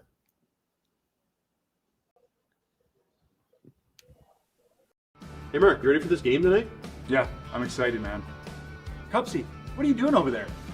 Don't worry, boys. Was just on AztecSafety.com, took a fire extinguisher safety course. Paul, I'm putting out the fires from now on. Woo!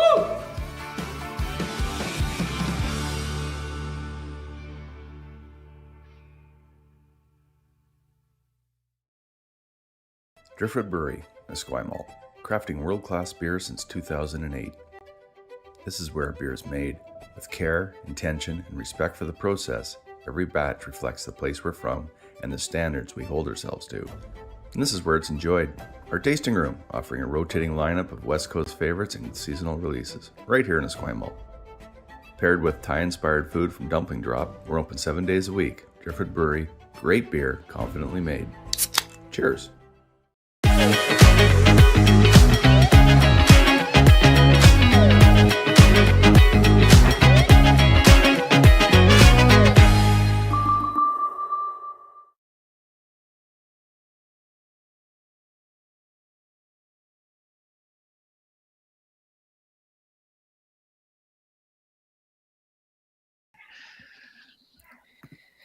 So for those watching us, we are streaming live all across the sheets here on Curling Stadium.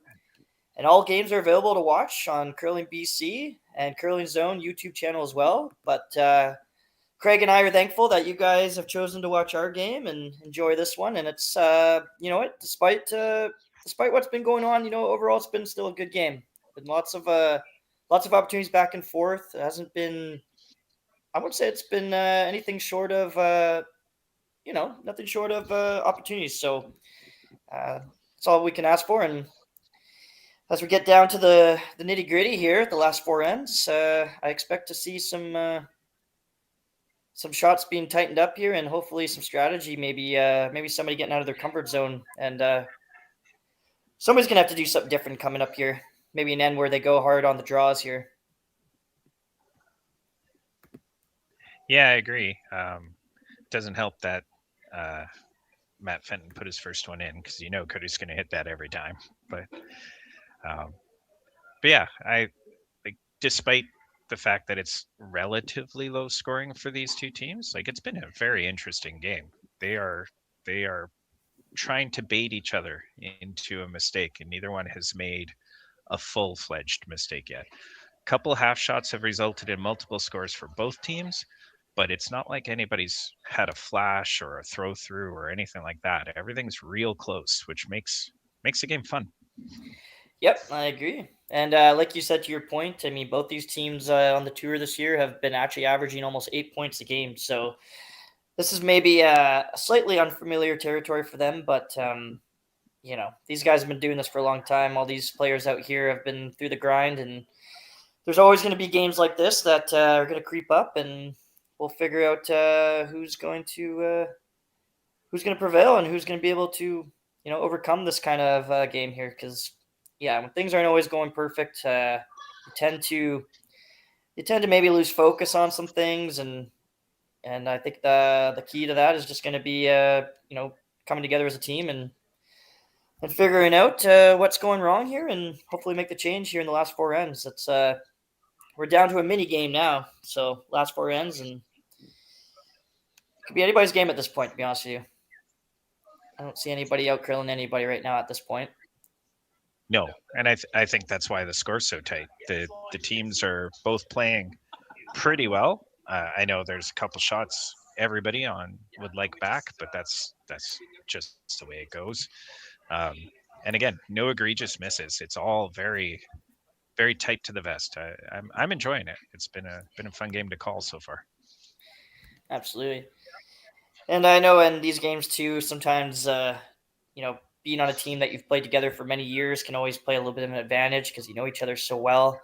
I think both these teams here are fairly new. I mean, Cody and Jared curled together before, so they got some experience. But I think Team Blandford, I don't know if any four of these guys have ever curled together before. Yeah, I feel like this is almost Cody and Seb were on a team last year. They were they? Yeah. Gotcha. Yeah. Oh, here's a good one by Cody. Yeah, speaking they were of. on the Glenn Finance team. That's right. And those guys, they went all the way to the finals, didn't they? They sure did. Yeah, there you go. And I know Tanaka probably would have curled against his friend 10 in his early junior career as well too. I feel like they got to be around the same age group. So Jared, of course. Go ahead, bud. Mitch and Coburn were on Team Nobert last year as a front end, so they have some experience together. Kind of came as a package deal when they came over with Cody and Jared. Okay, there you go. Perfect. And then, of course, Jared there, no stranger to any big game, really. He's been in quite a bit, and also winning this event, I believe, 3 years ago, maybe 4, with Jeff Richards and Brent Pierce that we mentioned earlier, and alongside his pal there, Nick Meister, who I believe is curling in this event too with Team Kroll. Am I pronouncing that right? Kroll. There you go. I'm great with names, can't you tell? Jeez. But we got an end shaping up here now, so I think Blandford's, he's probably going to have to look at thinking offense now. I mean, it's not looking particularly perfect for him, but they just missed the sweep goal on that one. I think bad. the weight was there. And he was trying to go around both of those, I would imagine. Yeah. Mm-hmm.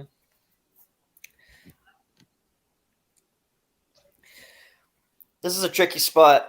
I know it was always a debate with the teams I played in. Is 7's always that tricky end because you just wonder, like, do you take the deuce or do you go for a blank?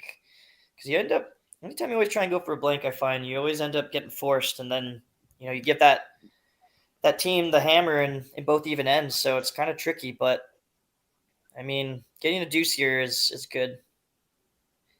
Looks like they're gonna have some work cut out for them though. Sev's gonna have to make a pretty good one here, potentially a freeze or a come around. Same shot they tried to play in their last.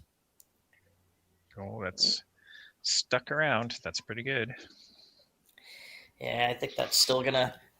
I think really at this point, I think anything sticking around is probably good for Team Blandford. Hopefully they can get a stuff or somebody sticks it onto one of those back rocks there, which is always nice. Mm-hmm. Oh, what are we doing here? Is this a come around the center here? I think they're coming around the center. Yeah. Okay. I believe that's what they indicated. So Sev with his first here in the 7, coming with a come around the guard, around the center guard there.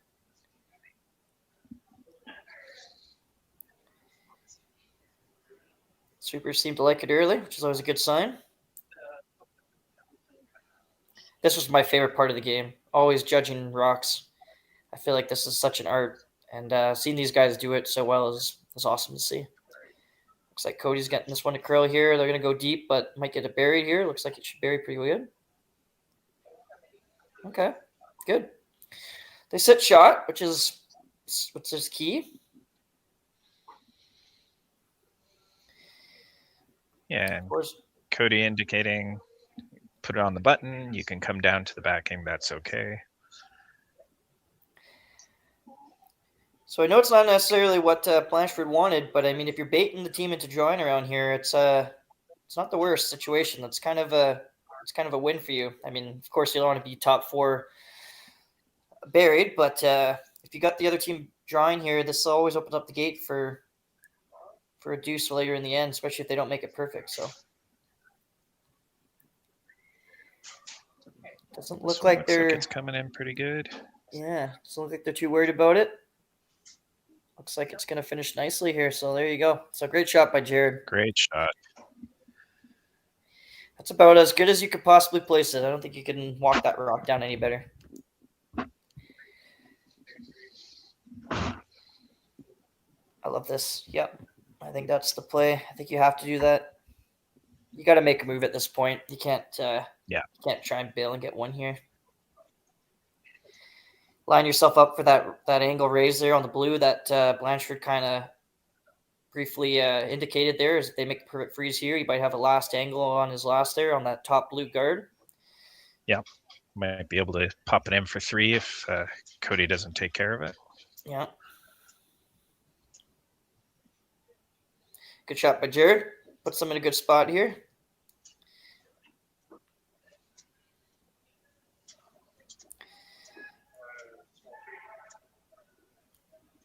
Well, this one looks like it's gonna need some sweeping here. Curling early. Yeah. I think they waited a little too long on it. Are they gonna get it by? They're sweeping hard on this one. Oh. So the weight was there for sure. Oh, they just ticked it. Okay. Yeah, I think they just waited a hair too long on the line there.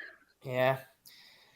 And you know what? Like I said, curling with new teams there. I know Cody curled with Sevier saying the other day there, last year. But different releases plays challenges for the sweepers, especially because Matt's got a good pop and rotation on his, as opposed to Sev, who's a little bit more old school with his release. He's obviously got a great release, but definitely not as much of a in-out motion. So his rocks are probably going to move a little bit earlier as opposed to Matt's that will stay a little bit straighter.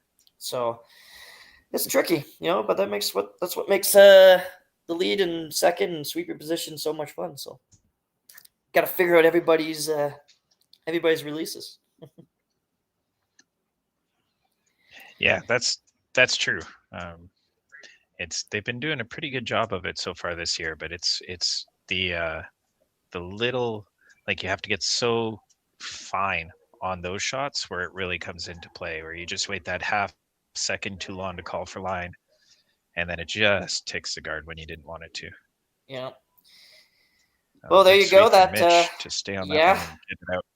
I was going to say that little biter almost played into the hands of Blandford, but good sweep there by Mitch, and this is a danger here now. This is going to be tough to score. Blandford's really going to have to he's going to have to make the perfect freeze, and then if Cody doesn't make a freeze back, he's still going to have a tough time to even get his one. So look at this sweep on the replay here.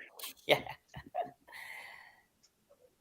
Yeah, this is looking pretty positive here. Blandford's he's in some trouble, so let's see if he can bail his team out here with a nice draw. And they've been down this path a few times now, though, so they should have an idea of where it's at. But as I mentioned earlier, Blandford's got a slightly different release, so this one might hold a little bit straighter early. And it looks like he might be a little hot out of his hand here. It's coming in. A wider path than Seb as well. Just coming in. Ooh, are they going to get shot out of this, Craig? Close. Not bad. Not bad. Good shot. Actually, really good shot. Honestly, yeah. I mean, of course, you would have preferred it to be a little bit more frozen, but the angle is actually pretty good for Blandford here. Yep. I think. What do you do if you're Team Tanaka? What would you play?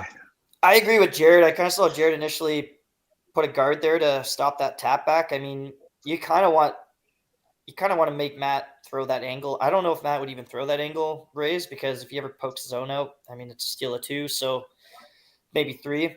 So I kind of don't hate what Jared was pointing at. I think I personally like a guard. What do you think, Craig? I think I'd come down to it. Like coming down to it, yeah. Also, not a bad play as well. I kind of like being on the side of the guard he wants to run in, make it a little harder for him.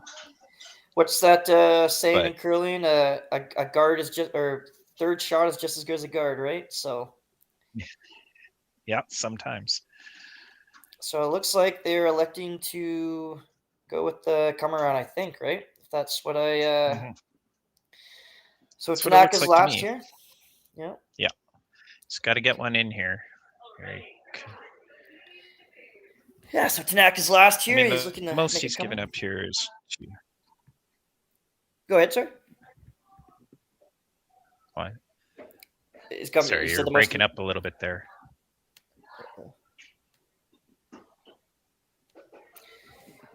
Can you hear me now? Yeah. Woohoo, we're back. So Tanaka with his last here. Oh, so they did elect to go for the guard here. unless he was short with the initial call. No, I think nobody seemed too concerned about it. So, and I that don't was the call. I don't hate your call either. I think either or would have did the trick. I just feel like if you come in sometimes and you might bump it around and might move some angles, that might be in their favor. That's always where you kick yourself in the nuts there. But I think Blandford, this is not going to be any gimme for a deuce if he's going to go for this tap here. This is going to be a tough shot, but I think it's there. And that's all you wanted, was to make his shot for 2 as hard as possible. Yep. I mean, the beauty about this is he's got a lot of space to roll. So, I mean, he doesn't have to be, he doesn't have to be precise, but he's definitely got to throw the right weight here. So, yeah, with Blanchford's last here, he does have an opportunity for a deuce here, and I think if he comes down with some good back 8 weight, I think they could walk out with this end with I would say a skip deuce. So, kudos to Blanchford for getting some in a good way here.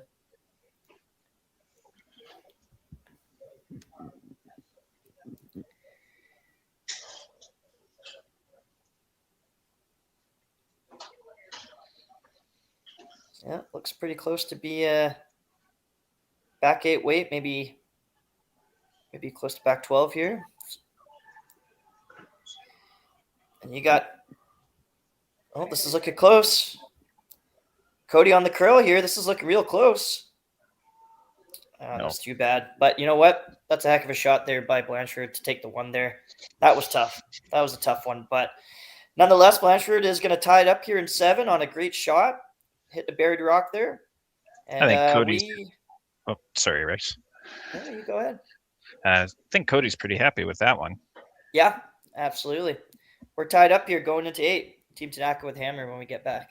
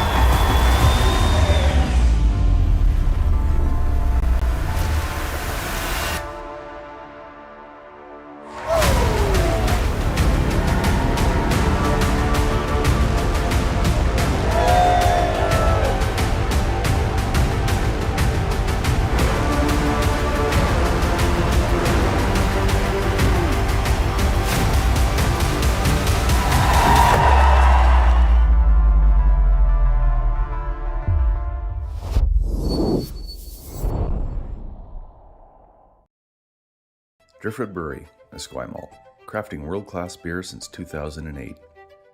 This is where beer is made. With care, intention, and respect for the process, every batch reflects the place we're from and the standards we hold ourselves to. And this is where it's enjoyed. Our tasting room, offering a rotating lineup of West Coast favorites and seasonal releases, right here in Esquimalt.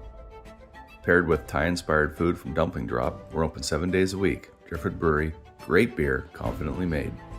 Cheers. And welcome back, everybody. I'm Reese Gamache, longtime average curler, first-time commentator, and I'm here with my friend here, Craig Coyne. And those who may have missed the 7th end there, Blanchford had to make an unbelievable shot to get his 1. Literally had to pick off a rock off the button with back 8 weight. I think Craig and I were just talking on the break. I mean, we both thought it was probably not there, but he managed to make the impossible happen. So kudos to Matt on that one to take a 1 there. Yeah, I think they were hoping that they might squeeze a 2 out of it, but I don't think that was ever there. But a really nice shot, really great weight control by Matthew, and he managed to make something out of nothing, because until his 2 rocks, they didn't have much of anything going on that end. Couldn't agree more.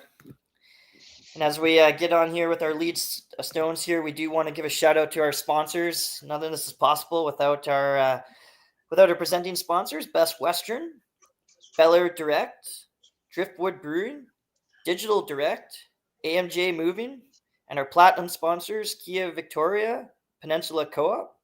And also we want to give a shout out to our government and community partners, the Greater Victoria Sports Tourism Commission, the BC government, Via Sports, and the township of Esquimalt. My apologies. And yeah, you know, I couldn't pick a better arena to do this provincial. And I mean, it was a great one 2 years ago, and looks like it's off to a good start already here too.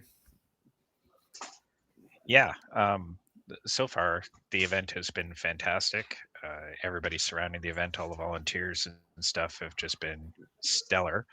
I've been here since yesterday, just trying to help out and do little bits and bobs whenever anybody would let me. But it's been going great so far. I really enjoyed. I came out to watch 2 years ago when it was here at the Archie Browning, and I'm glad we're back. It's a great venue to do the men's and women's. And that was the year, for those who may know or have seen the shot, that Jason Montgomery made an incredible, crazy shot. It was like a run split double to tie the game in an elimination game. Unbelievable. It only exists on grainy cell phone footage like Bigfoot. So sad the feed cut out. That thing would be in the running for one of the best curling shots ever if we just had a better angle of it. Yep, life's all about angles, and unfortunately we didn't have it that time. There was an Instagram poll a little while ago where people were voting for the best curling shots ever, and Tyler Tardy put up an explainer for that shot that Monty made, complete with diagrams to try and show people how great that shot actually was. Wow. The best part for me is that shot happened against my eternal nemesis, Daniel Dang. And that shot beat out the I believe it was the 2009 provincial finals, where I think it was Brent Pierce threw a rock through the house against 3 there. He's gonna hate me for bringing that one up. That was a good shot too. Yeah. Well, as we make our way here through the 8th now, heading on to second rocks, we got ourselves Tanaka sitting deuce here again, and find ourselves Team Blandford in some trouble already early. They got 2 centers up. I think they might be trying to hit and roll under their centers. If they can manage that, they'll be right back into this end. Yeah, I feel like yeah, there you go. You're right. The guards are pretty close. Oh, that's a great shot by Cody. Yeah. There you go. Here we go. Better late than never, right? This is it. Yep. Greg, we're going to see nothing but great shots here for the next 3 ends. I'm feeling it. I think this is just going to miss. I think this is just going to miss that back one. I don't know my angles super well, but I feel like if Mitch here hits this one, I don't know if it's going to clip the one in the house there, but we'll find out. I never have to worry about angles. I can't throw it hard enough for them to matter. No, you were right. Look at you. He hit that a little higher than I think they wanted to, but just take it, Reese. Just take it. Yeah. Take the W. So tricky spot here. I mean, you know, you got a good rock here. You haven't necessarily been putting rocks in the best position all game. Do you hit the open rock here? Do you kind of force here? This I would be curious to see what Coach Dara would say, and I think it's gonna need some discussion here, because I think I don't know if I'm in love with freezing there. I don't think you need to do that. I think hitting it's just as good. What do you think? Would you go aggressive here? I would probably play a guard. You would? Okay. I think so. I'm finding out what kind of man you are here, Craig. There you go. So you'd go for the aggressive. Yeah, we're still fairly early in the end. It's thirds first. You got some time to clean it up if you don't make it. It's I don't love forcing Tanaka here, because then they force you back and they got hammer and 10, right? I think Yeah, I think you're right. like I don't like giving them the easy one. I want them to earn it. I'd love to steal here, so I think I would try and throw the guard. I agree. I think if I could see Blandford maybe putting up a guard there if if they felt pretty confident in the draw weight. I think they're really still struggling with that spot down the middle, and it's not just them. I think all players so far this game have really been struggling. So if you don't put a perfect guard there, I don't disagree that there's a good opportunity to steal if they did put a good one there. But I feel like if you're not perfect, it might set Tanaka up for a deuce, and that's just gonna be tough to climb out of going into 9. Electing to play a hit and roll here to try and move closer, make the double easier for them. And even though he hits nose, he still manages to basically move it over there. That's the power of the up weight there when you can throw it as good as those guys can.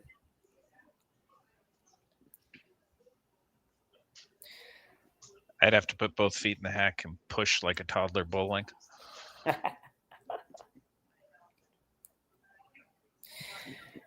So Blanchard's made their choice. They're going to elect to make Tanaka try and throw against 2 in his last here. So I don't think we're going to see a steal out of them unless we see some kind of miss. But I think this roll is pretty much going to seal that. So now Tanaka's got some decisions to make. Do they maybe want to try and freeze and force appeal here? Looks like that's what they're going to do. Yep. You kind of have to at this point. You only got 3 locks left. That's a tough double to make. And Jared puts a good one here. I mean, yeah, they could put themselves in a good spot to blank. So electing to make the freeze on the rock there, just back of 8 there.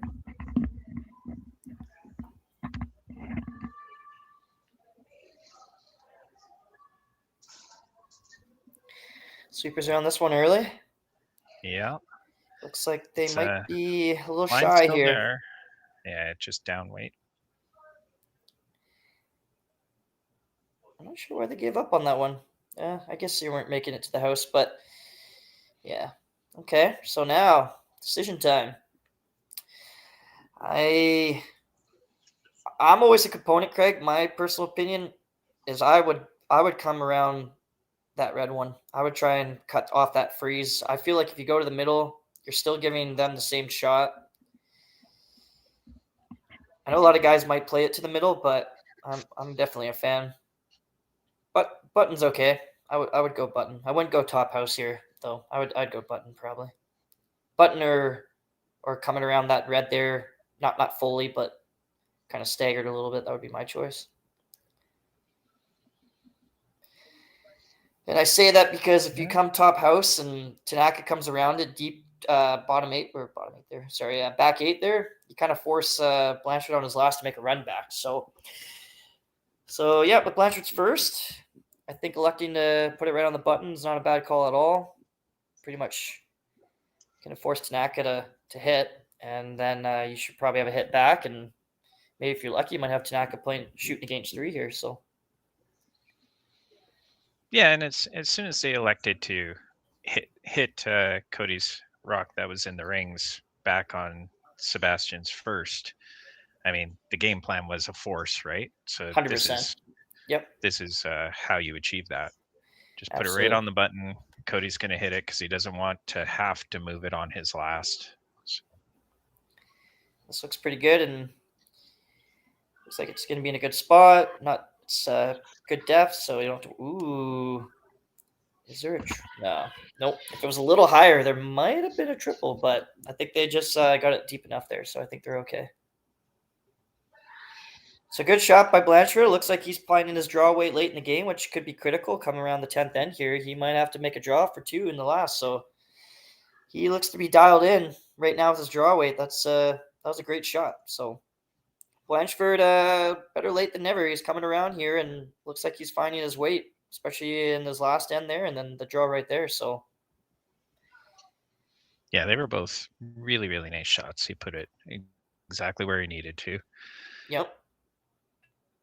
And figure out which way he wants to roll. Yeah, I think. Yeah, I think that's probably the play to roll to the edge there. Of course, you would Yeah, like. and then if Blandford throws it anywhere where you can make a double on your next one, then you still get a deuce out of this, right? That's great. Yeah, I don't. I feel like there's gonna have to be some luck in Cody's hands here for a deuce in this end right now. He might doesn't really have anything really to freeze to. He's gonna really have to electing to play control weight, which is nice, and that they can stick around with. Jared Hart in the sweep early here. They're gonna nose it. They're gonna nose it, are they? Okay. Ooh. Now this is gonna be fun. Blanchard noses that one. I don't think Cody's gonna be able to hit it for shot. I think he is gonna have to either roll or draw. So Blanchard can make a good one here and nose this one. It could be really close. He might not be able to nose it for shot. So Blanchard executing their plan to perfection here. Pretty close. Yeah. So Blanchard got what they wanted. Now they have to continue with the game plan. This is what they drummed for. Oh, just I love Blanchard's release. Such a smooth rotation. That's inside though. They're inside here. Yeah, a little bit. So they might not too bad. Fooled me. There you go. Seb was panicking a bit out of the hand, but it seems like it's okay. Yeah, that sounds like Seth. So is Cody going to draw against 3 here? Is that his plan? Or is he hitting this I think side he's blue nosing here? that nosing? side rock. He's going to have to get a roll here, though, or he's going to give up a steal.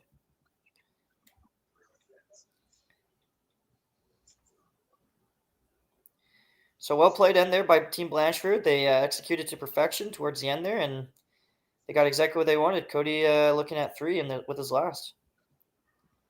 I think that's draw weight. I could be wrong. Yeah, you're right. Draw weight. I thought they indicated hitting that blue, but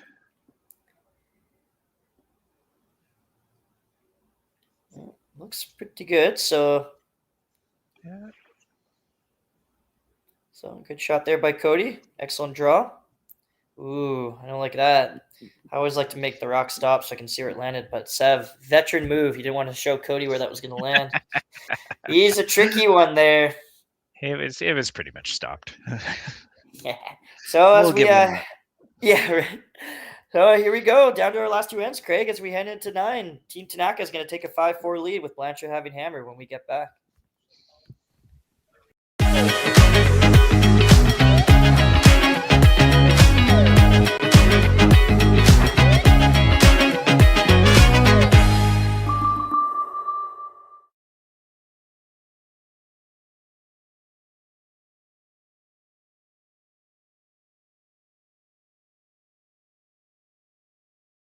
When I was younger, I thought purpose had to be big, like changing the world.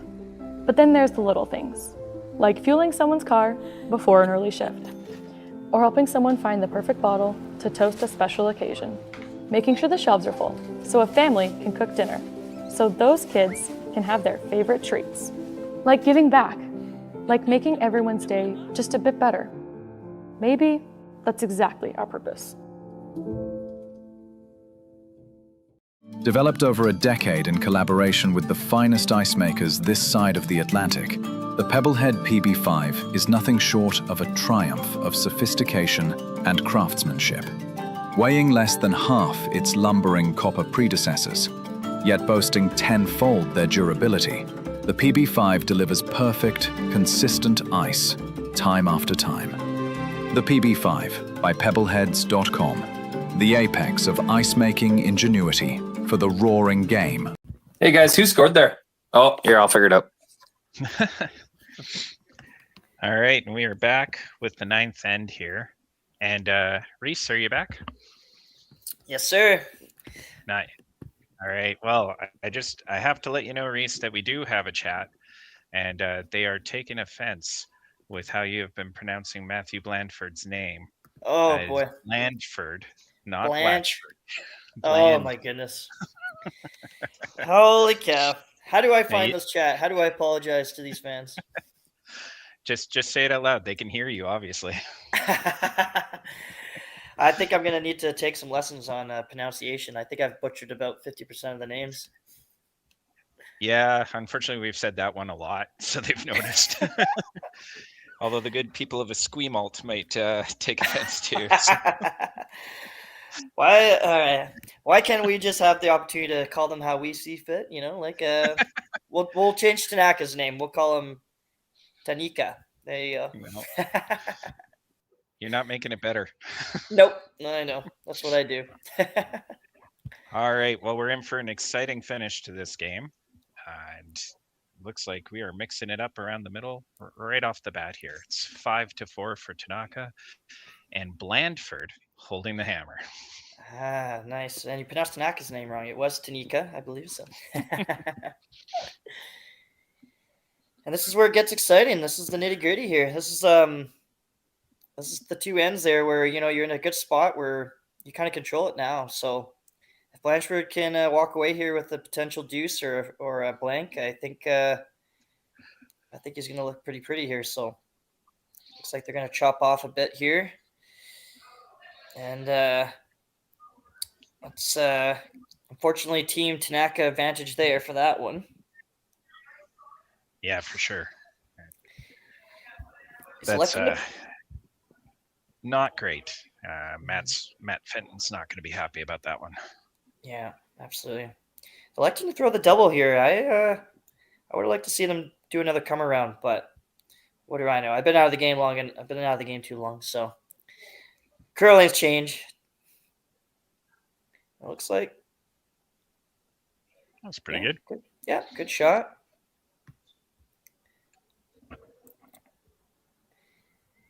It looks like they're electing to play the run back here. Probably a good call. Things are shaping up to be a little congested in the front there. So nice if they can hit and roll and maybe they can get a corner out of this one. Might not hurt either.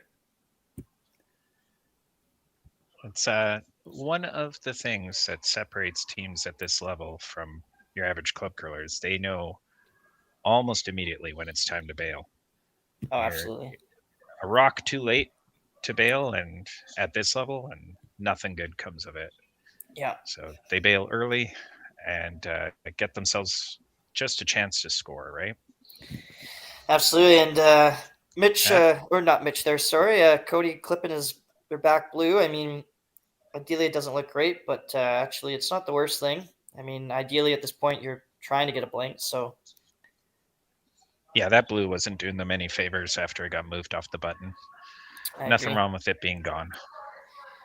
Okay, I'm gonna need to hear from the audience. Mitchell, how do we pronounce this last name here? I'm pretty sure it's Kapitko. Kapitko. Okay. But someone in chat will correct us, I'm sure.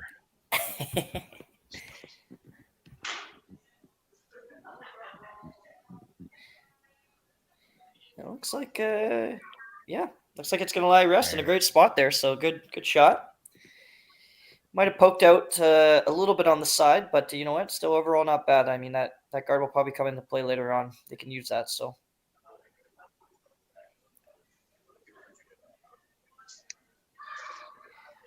I like this call for Team Blandford. Just a soft weight hit on that top red and roll under their own corner. Keep your chances at a 2 alive. You don't have to give up on that just yet. Off and on here. Oh, that's a good shot. Nice recovery. Great shot there by Cody. Good recovery from the second there. So Cody finishes the ninth end strong there with a beautiful hit and roll. So I think he's going to be happy with that one. So yeah, you're right. There you go. With that beautiful hit and roll, Craig, it keeps the double alive there. Or sorry, the deuce alive.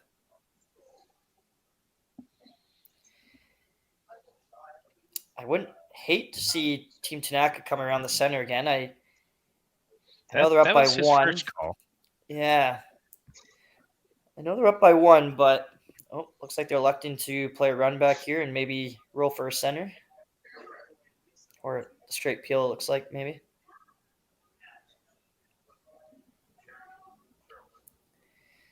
Oh. Yeah, looks like they're electing. Oh, great shot. It's going to stick around. Okay.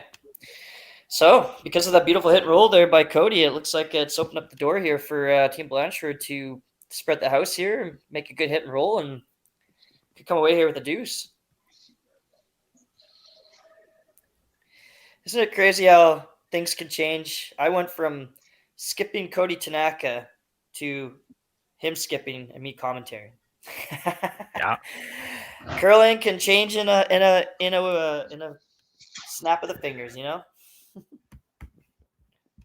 That took a few years, though. It wasn't just 2 shots. Yeah, I missed the whole second position. Somehow I managed to go from skip to lead. I'm not sure where I went wrong. Might have been my shooting capabilities, but we'll see. We're going to pretend it's your excellent draw weight. Uh-oh, looks like the boys are working hard on this one. They are. They got it by. Okay, good. And a little flop under. Very Good nice. shot. Now this is where it gets fun. Yep, good. I like it. Let's go to the middle here. Tanaka's got to shrink that scoring zone. I would have loved to see that maybe on Jared's first, but it's easier said than done when the execution isn't to its full potential there. So I like what Cody's calling here. I think you got to go to the center here. I think you got to shrink the scoring zone. So Jared's last here. He's going to elect to make the freeze here. Yeah, if he makes this nice, Blandford's going to have some work to do to get his 2. I agree. And realistically, I don't think Cody minds if he gives them 2 and is down 1 with the hammer. But you certainly don't want to give them a chance for anything more than 2. Absolutely. This is looking pretty good. They can get it there. Boys working hard on it. A little light, I think. A little light. Well, they got second shot out of it, so it's not...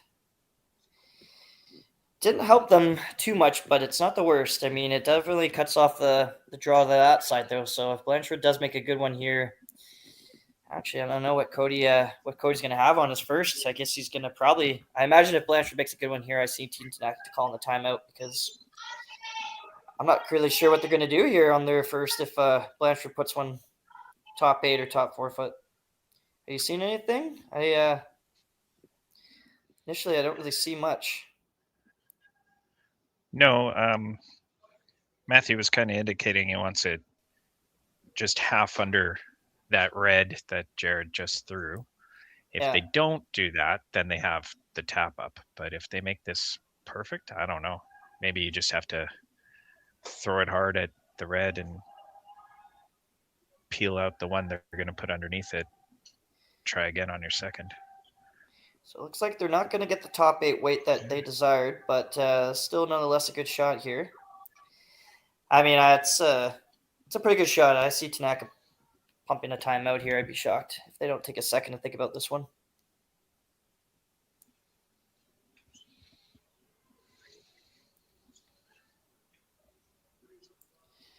Pretty good shot by Sev. Pretty good shot. There's not a lot of angles that favor Tanaka here. It's kind of fully advantage Bland. I'll let you say this one. Fully advantage team Blandford. Thank you. Yeah, good shot. This is 2 pistols in a row from Team Blandford. So Blandford, sorry. My goodness. I'm going to be fired before I even get to the second draw here. Don't worry, you're not calling their game in your next one.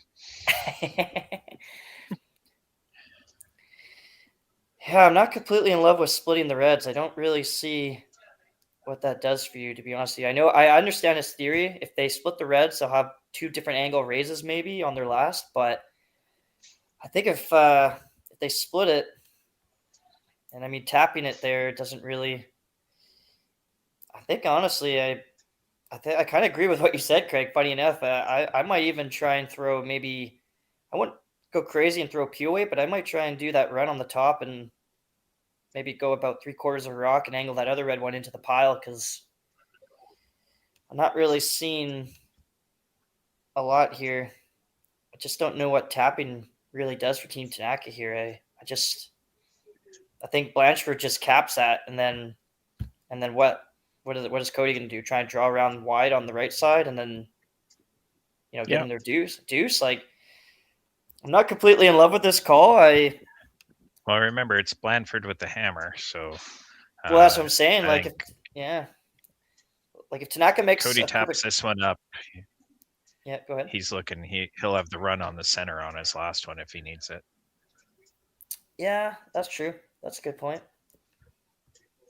I just see. Yeah,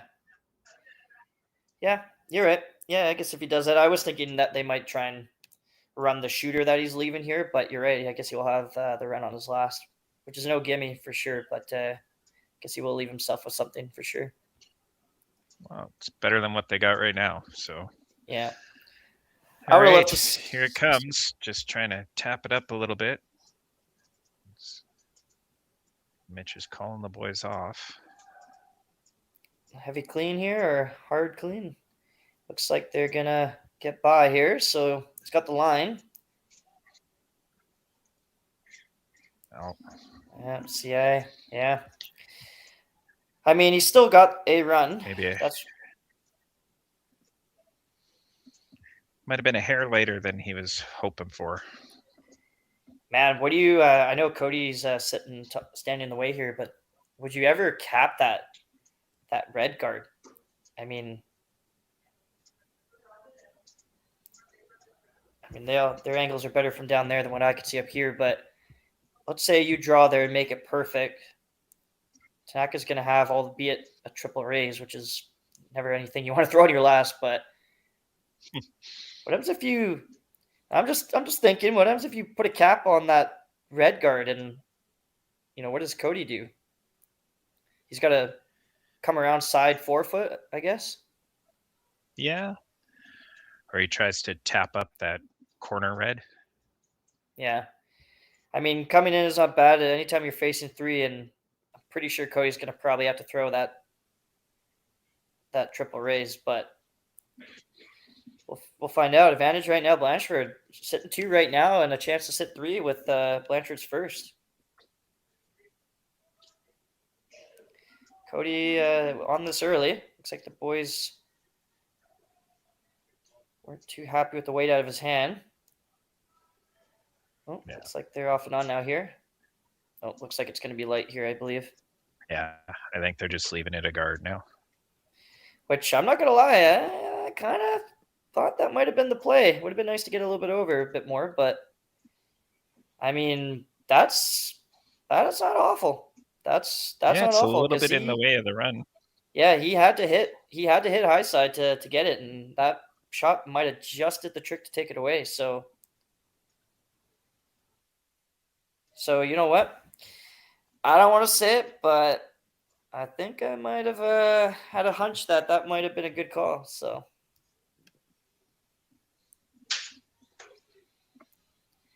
Well, it's certainly a good plan B. Yeah. So, yeah, I think Cody. I mean, I don't even know. Cody's coming around. I don't even know if there's a shot. I mean, I don't even know if he can sit second. Like, he definitely can never sit shot. But, gosh, I don't even know if he could sit second. I think Blandford's going to have some kind of play here for 3. I'm not sure he's even trying to sit second. I think he's just trying to make the 3 for Blandford that much harder. Yeah, you're right. That's true. I guess if he throws a guard on this draw side, I don't know how Blandford gets in there. I guess he tries some kind of crazy draw on the left side there. Well, kudos to Blandford. They came strong this end. Cody Johnson made an unbelievable hit and roll to set this up. So kudos to him on that beautiful hit and roll. And then from there on in, it was just good shots made all around. So Blandford, well deserved. They've played well the last 2 ends there, and this is pretty good. This will make does give Blandford that draw. He even covers up a little bit of the draw path. That's about as good as he could do there, I think. Yeah. I think it overkilled just a little bit too much though, because I think Blandford has this side button or side forefoot for 3. So here we go, Blandford out of nowhere drawing for 3 in the 9th end. You're killing me, Reese. You're killing me in the chat. It's Blandford. Oh, you gotta my pronounce gosh. the D. Okay. For anybody that's listening, that's been Craig saying that wrong the whole entire time. So just kidding. I'm just gonna call him Matt. There's going to be people with pitchforks and torches, and they are marching on our castle. I should know his name. His last name's on enough trophies, so I should know his name. So here we go. Last rock. Draw for 3. Line looks good. It's got to curl in a little bit. Looks like weight just wasn't quite there. So good attempt, but nonetheless, 2 is still pretty good. They're going to be up 1 I don't think Cody's too unhappy about giving up that 2. Yep. Yeah. Nope, you're right. So here we go, Craig. As we head to 10, it's going to be Blandford up 6-4 with Cody Tanaka having hammer. Stay tuned as we hit ourselves here in the final end. Aztec Safety is #1 for online safety training. Aztec Safety is the proud sponsor of the Aztec Safety Challenge, the #1 event on the World Curling Tour. And Aztec Safety has been a proud sponsor of Team Jacobs on our quest to represent Canada at the Olympic Games.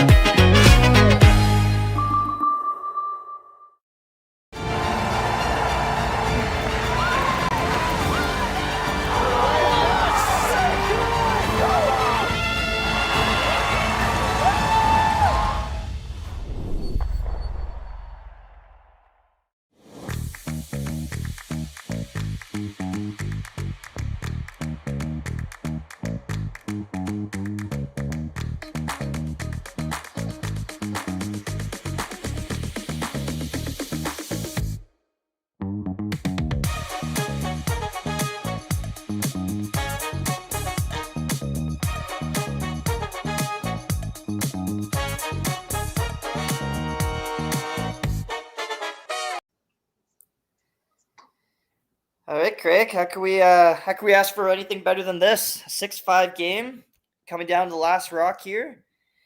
For those that have been watching, we appreciate you guys watching throughout the whole time. And for those who are just joining us late, could have picked a better time. Like we said, 5-4 or 6-5, sorry, my apologies. Heading into the 10th with Team Tanaka having hammer. And the end is already setting up looking pretty good. Tanaka with the beautiful corner guard here. And here we go. Yeah, Matt Fenton, the lead for Team Blandford, just a little deep on his first one, a little deeper than they would have liked. They would have preferred that one above the tee line for sure. So we'll see if that comes into play. Just quick around the rings coverage here. Over on the far sheet from us, Montgomery is leading Craig 9-5. And we have Reese Hansen up 10-6 over Wilson. 5-3, Powell is leading Halfley, and it looks like it is a 9-1 Brown over Harris, and that game is over. Awesome. Thank you for the update, my friend. And yeah, with our featured game here, we're down to the last end, so I can't remember the stats. I think, and I could be wrong. Been an exciting game.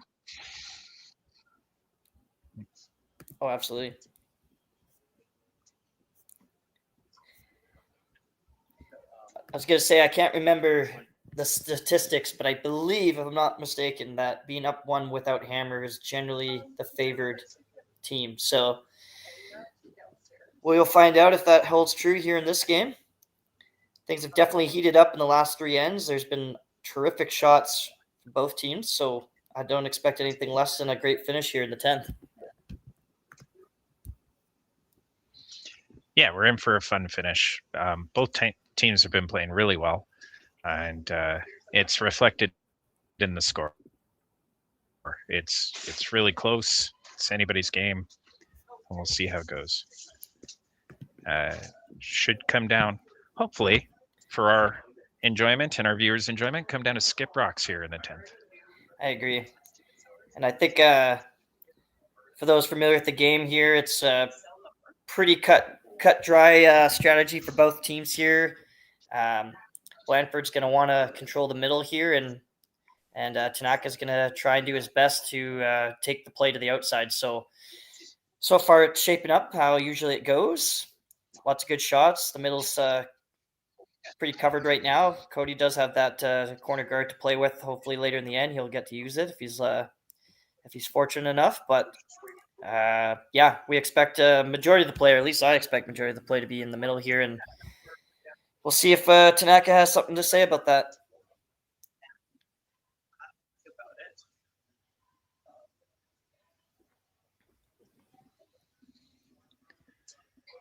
I think I agree with you on this one, Craig. I think I would prefer to have hammer in this scenario. I don't hate having a chance to win the game, or at the very least tying it and going to an extra. I think that's a favorable position. But I think the statistics, I could be wrong. Maybe the chat can help me out here, but I think the statistics favor being up 1 going into 10.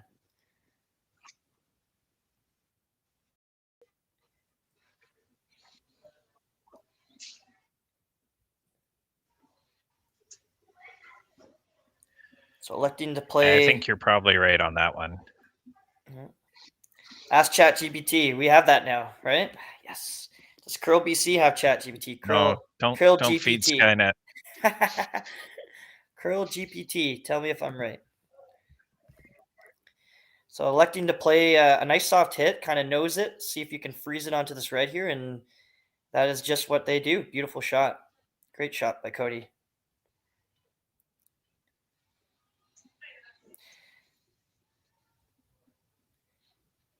So, it's not looking... Cody's got a decision to make here. Yeah, I was going to say, the end's not looking terrible for both teams here. Cody's got some guards to play with. He has a little bit of some backing, too. I mean, yes, of course, Blandford sitting on the button here, but pretty early here to make some moves, so it's not terrible for both teams. It's shaping up that it could go either way here at this point. Mitch here with his last, going into the 10th. If he can make a nice little tap here, I think he'll set himself up pretty good here for the back end to have a potential deuce here. Sweepers are on this one early. Oh, yeah, they got to pound this one. Looks, could be wrong. Looks like we're hitting the front here. Yeah. Oh, just straightened it out, though. Not terrible. Yeah, I think if they hit on the inside of that red or high, I don't know if they can get both reds. I mean, it might be just there. If they kind of... Nah, I don't think they get both reds. I think, yeah. I think Cody Tanaka's team there got just a little lucky on that tick. It managed to work in their favor a bit, so...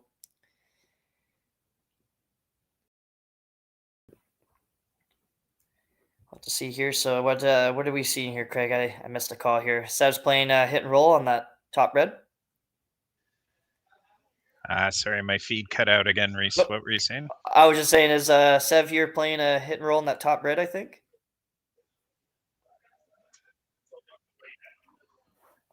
Yeah. Looks like these are on early here. Phantom with a sweep here. Looks like this one's going to overcurl just a bit. Yeah, just got away on them.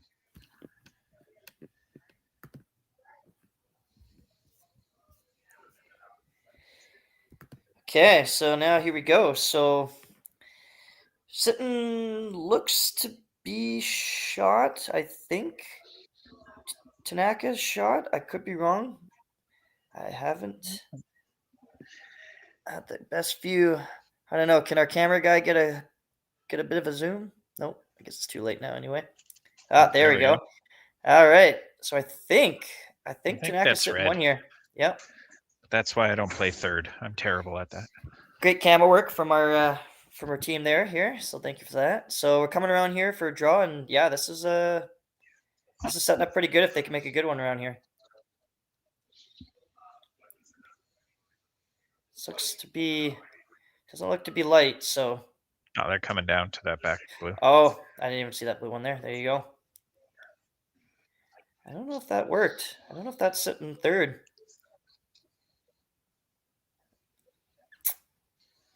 Yeah. Ooh, okay. So I could see a slash double here. I like it. It's pretty aggressive play, I feel like. I don't know if I would be close. Loving playing this right away. I don't think you're in a terrible position. You could probably maybe come down to that back red one that they just played. I don't hate doing that. I'm not sure. I think with the slash here, I think you're kind of going all or nothing on this one. This might be an all or nothing play right here. I kind of don't hate coming back to that back red one there, if I'm being honest.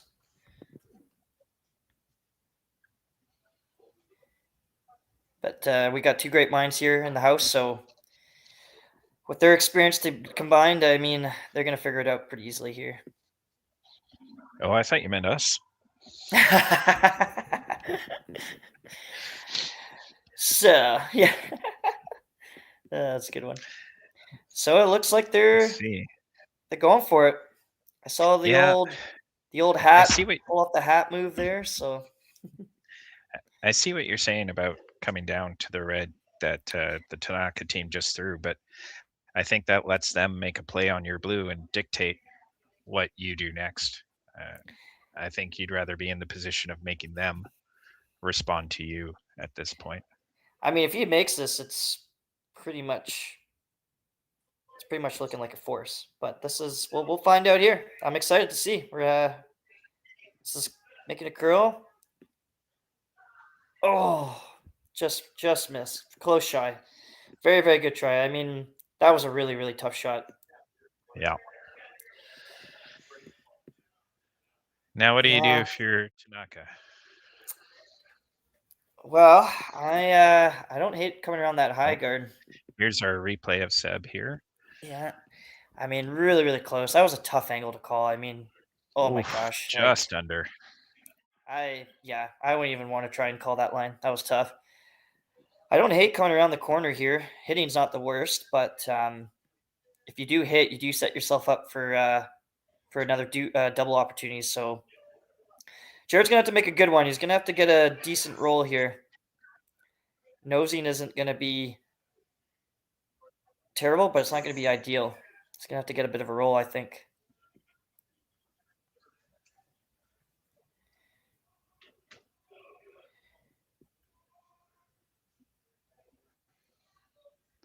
Ooh, good shot.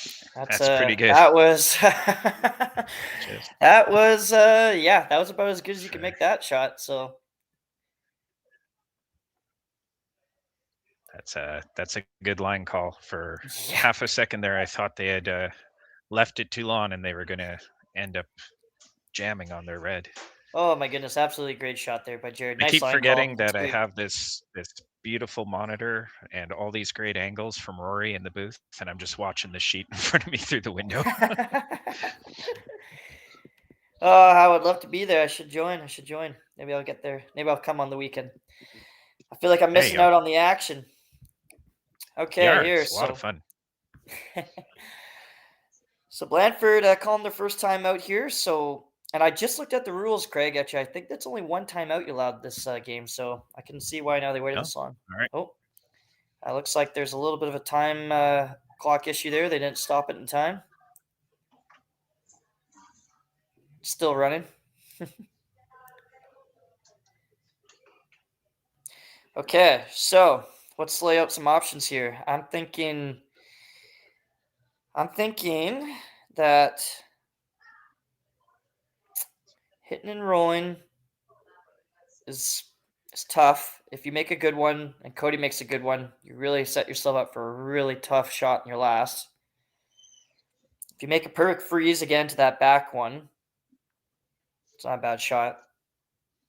I mean, also hard too. I mean, there's really no really good, easy shots here, but my gut's saying freeze to the back one, Craig. What are you thinking, buddy?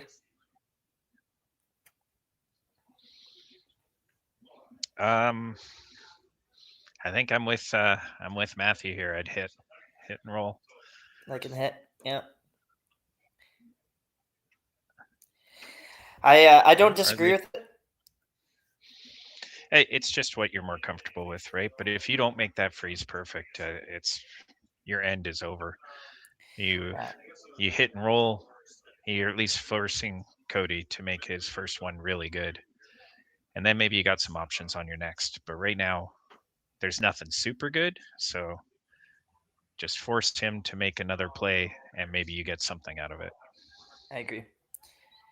I like the weight choice here too. Not playing anything up weight here. Just a nice controlled. It's looking pretty good. Yep, that's a great roll. That's a great roll. So that's good. Yeah, you make Tanaka now play to the other edge there. So that's actually ideal. Change up the shot here. It's the best you can do. You force him to respond to you. Maybe you get half a miss out of him, and then you get something you can work with on your last. I don't think you go for the freeze on his first one. I mean, if you make it Kenny really Loggins good, danger zone. If you make it really, really good, though, I mean, sure. Tanaka's got to make a. I mean, that was a great shot. Let's not deny the fact that was a heck of a shot there by Matthew. He's going to put himself at least in a position to make. Hopefully, he'll have himself a chance to make a double here. So Cody's going to have to do what Matt did. He's going to have to make a really good hit and roll here. Nosing it isn't going to get him out of the weeds here. He's going to have to make a good roll here. We're on this one early. Fadden on the sweep here. He's putting all of his weight on that broom. Good stance. It looks like it's going to be, wow, what a turn of events there. Over the top. What a turn of events. So here you go. So now you got some options. I mean, yep.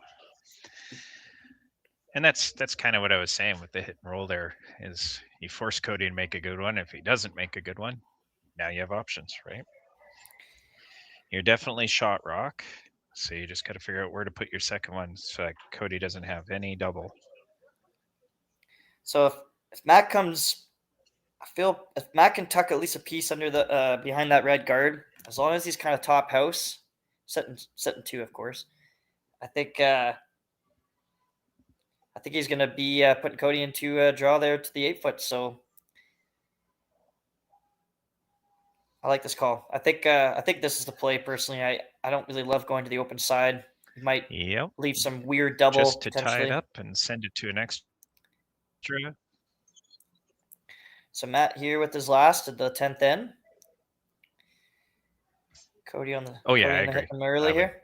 I would try and half tuck it around this corner guard here. Oh, working hard on this one. They have been on it out of his hand. I think it's got the legs though. Looks like this should be fine. I think making it curl is the biggest. Oh, so their plan B here. I think they're trying to. Oh, okay. I think that's. Oof. I don't know. I don't know if that tucked around enough. I would have loved to see the boys off that a little bit and let it curl because I think they kind of made that double for Cody there. I think it's there for the win. Cody needs to move so we can see. Yeah. Yeah. Oh, I can see good now. Yeah, I think this is pretty much a half rock double for the win. If Cody can make this. Yeah. I would have loved to see. Even if you can only see a quarter of it, I think you're trying it. Going into the extra without hammer, you might as well just try the shot for 2 every I mean, time. I know it's easier said than done, but I'm a little bit confused to why they were hammering that. I mean, if they would have left that high, even if they were top 8-foot, that would have pretty much helped seal the deal. I think they kind of, I mean, won't be wrong. This is no gimme for sure, but this is definitely there for the win. So half rock with probably, I'd say, control weight, and Tanaka could steal a win here.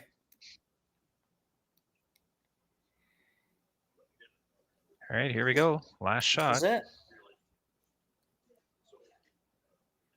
I like the weight choice. Looks about what he needs to throw. Jared's on this early. Sweeping hard here. Oh, there. And it looks like we're going to go to an extra. Okay. So, on text. So there you go.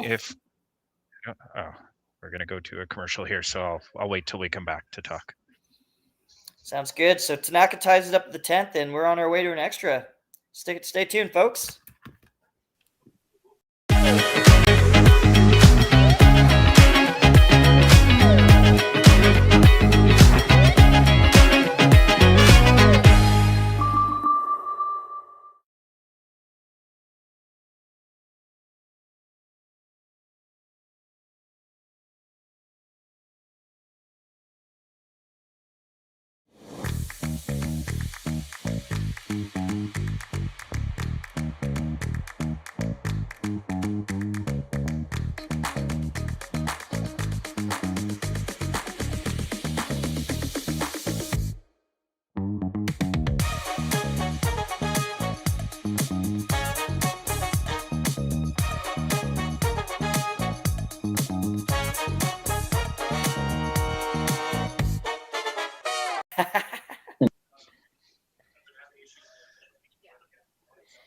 Yeah, take it away, Craig.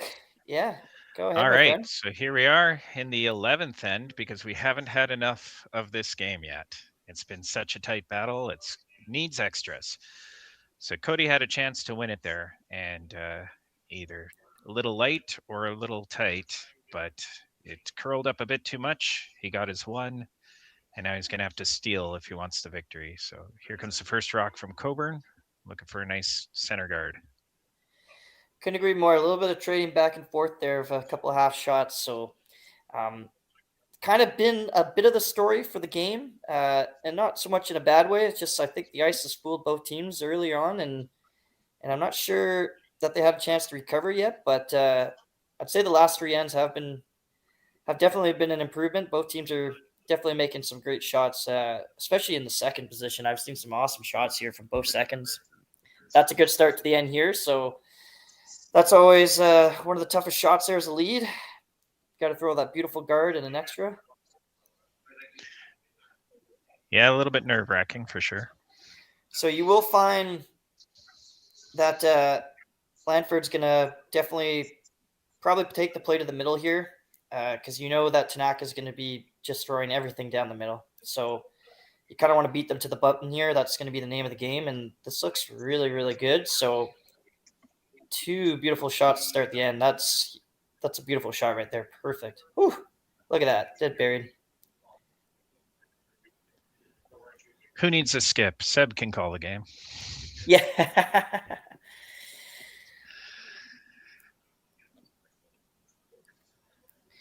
So now you could probably elect to either put up a high guard here or a freeze.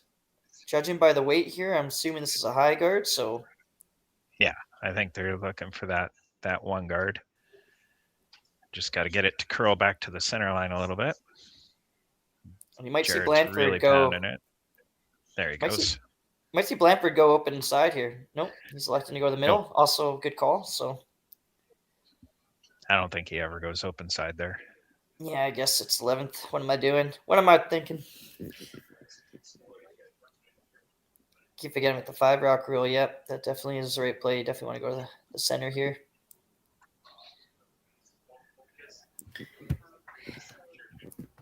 And honestly, this is a tricky one because you don't really want to be light, but you also don't want to be heavy. So pretty much you want to be perfect here. And looks like he's going to slide back here. Definitely don't want to line these up side by side. That's that's good. Little That'll bit over exuberant sweeping from Seb there for all 3 feet. He is known for his sweeping, so. Yeah, that's what he's known for. So if Mitchell could put a good one here, get a nice corner freeze on the top blue here, then it's game on here, Craig. I think we're going to be in for a good finish here if this is made perfect. Sweepers are not too concerned about it. Now they got see dirt on it for curl, so it tells me Yeah. it might be a bit heavy. I could see him wanting to do that bunny hop, but it that's didn't look like. not at all what you wanted to do. That's Yeah. Now it's the peel game. It's funny, in our practice, our old coach used to hold up signs in practice, and the peel sign was a banana. He didn't do it during the game. It was for practice. Here you go, Cody with his first, doing some cleanup here. If he could peel one off, looks like he's going to get the one there, which is good.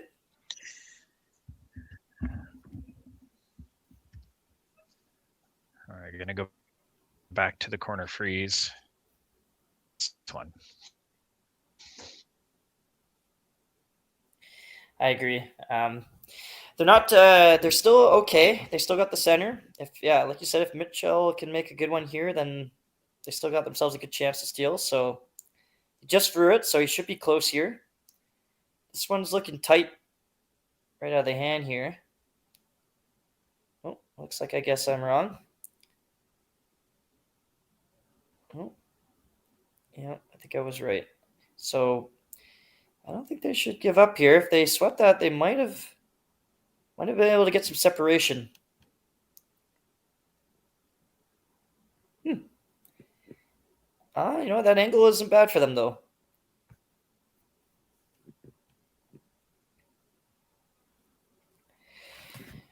So ideally, they were hoping to come in there, of course. But action again there. that's what happens when you're in a Esquimalt. They don't have Wi-Fi there, I heard. Just only here in the Lower Mainland do we have the best Wi-Fi. But no worries, my friend. Yeah, no. So Mitchell coming up a little short, but the angles actually didn't hurt him. It's pretty tough to make a double peel there without one of those reds going right back. So I think you gotta try and peel the top ones thin, maybe.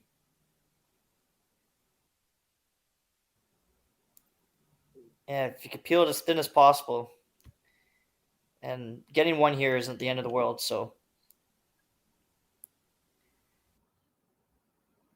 All right, I'm back. Nice. No, you're good. Please. I was just saying he's got to throw a real thin peel here because the angles are if they nose this, I think that combo's going right back into those blues. Oh, great shot. Wow. How did I not see that one? Just kidding. I don't have angles. I did not see that one coming. That was a great shot. Cody continues to finish the game strong. What a beautiful double peel. Holy moly. I honestly thought those were going back. I could have sworn those were going back, but little did I know. What a great shot by Cody. Beautiful. And he even managed to get that rock out of the 4-foot. Unbelievable. Great shot. That might be the game sealer. Jared's going to have to make a really nice little soft weight tap here. Yeah, that one definitely takes a little bit of the wind out of the parachute, but they still got some rocks to play here. So like you said, if Jared can make a good tap here, looks like this one is just going to come a little bit over curling here. Yeah, so. Not terrible. They still have to deal with it. Yeah, Seva's already looking to peel that one away, but I don't know if that's just that obvious of a call. I think you might want to look at this one because if you peel that away, it's going to jam. And you're going to be sitting blue. You're going to roll away here. Yeah, I like that bit better. I think you got to hit and roll. You definitely don't want to put the game back into to Red's hands here and make yourself forced to throw against 2. You want to definitely be hopefully sitting 1 or 2 at the Cody's last.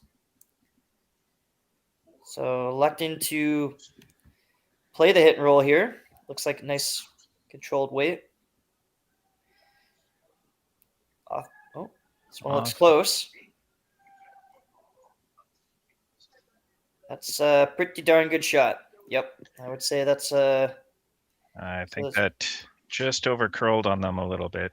I think that gives Tanaka a little bit of hope here. Yeah, I guess if you can get maybe a freeze on, right there, I guess it would be pretty tough to get that one out of there, wouldn't it? The good thing, though, for Team Blandford, though, is, you don't have a lot of junk in the way there, so that's always a good sign if you could throw without having to throw with a guard in your way. But you're right. If Cody can get a good freeze here, probably going to have to blast out 2 of your own, and you potentially may be leaving Tanaka's shot here when it's all said and done. Well, they got to make the freeze first. Let's see how he does here. Absolutely. Pretty close to the same weight he just threw. Mitch and Coburn are going hard on this one. Yeah, it looks to be riding that center line that they've been. Well, the weight looks to be there. Angle I looks think like he's a touch light. Yeah. So close. The weight would have been really good. Just the line. I mean, not sure that's gonna. I'm not sure if that one's going to be able to get out that easy. That might have been a good shot. That might have actually worked out. I don't know if you could blast that out without it sticking there to the blue rock on the forefoot, in the button there. Yeah. What are you worried about them doing with it? I mean, Cody still got 2. If you, obviously there's gonna probably be some play made on this rock, of course. But if Cody can, I think they're gonna guard. That's what I would do. Yeah, interesting. Okay. There's I'm not sure what you're worried about Tanaka doing with that red. If he taps, yeah, I think if he taps, you're going to be able to get rid of it somehow. So they're electing to throw the guard here, hey? Okay, yeah. Let's see how this plays out. I mean, they are sitting 2, so working hard on this one. So line must be pretty close.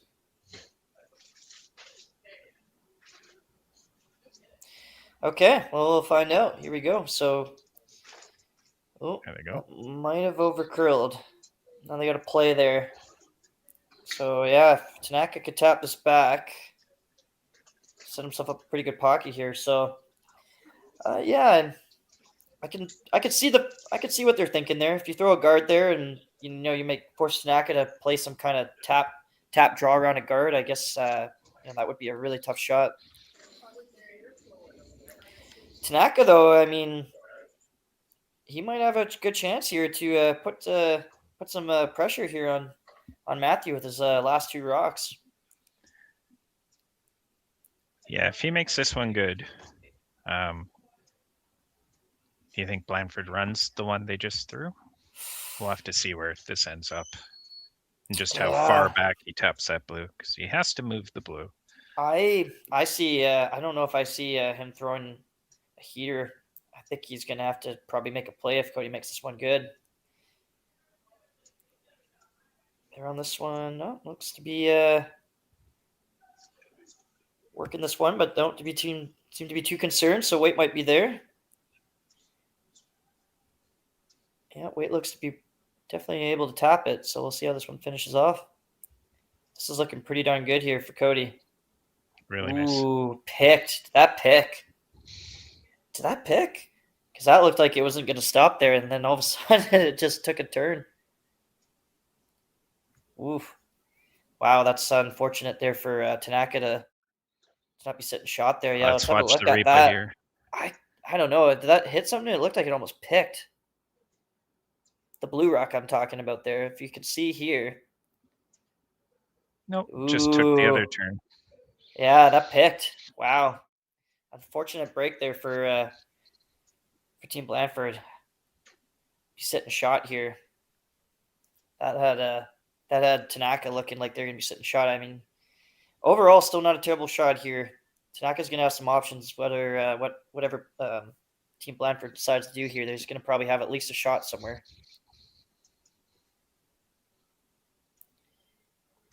I wish we could listen in. I would love to hear what they had to say. This is a tough one. I don't know what. I'm not really sure what looks good here right now. Throw another guard. Yeah, but then if they do that and Tanaka comes around and manages to sit top button there, oof, I don't know what you do. I think you gotta. They're gonna try and pick it out the hole on the side. Okay.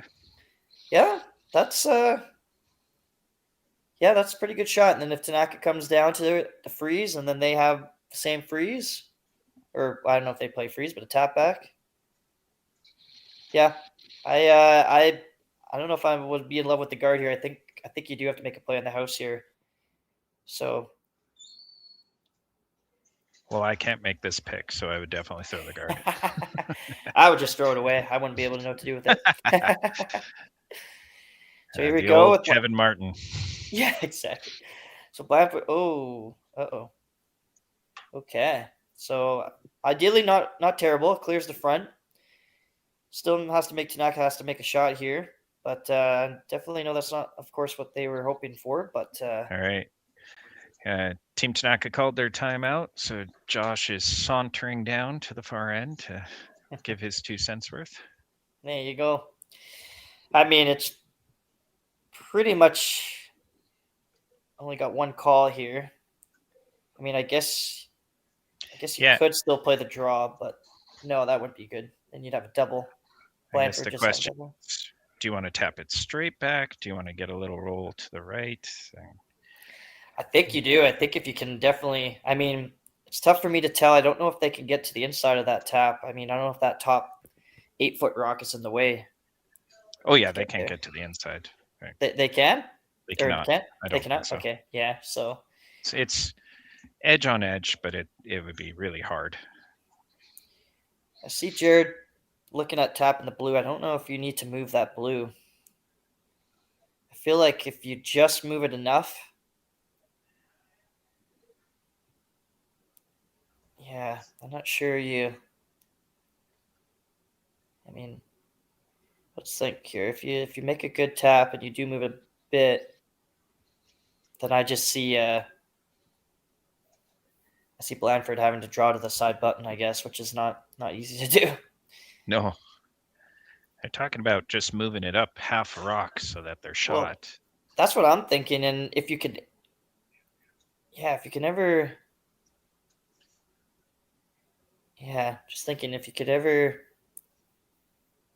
get to nose, which doesn't look like that's possible, but I think even if you get as close to nose as possible, I think that's gonna be pretty darn good. So, well, I think you can get to nose. Oh, you can get to nose. Okay, perfect. I'm pretty sure. Yeah, if you get to nose, then you're looking pretty darn good here.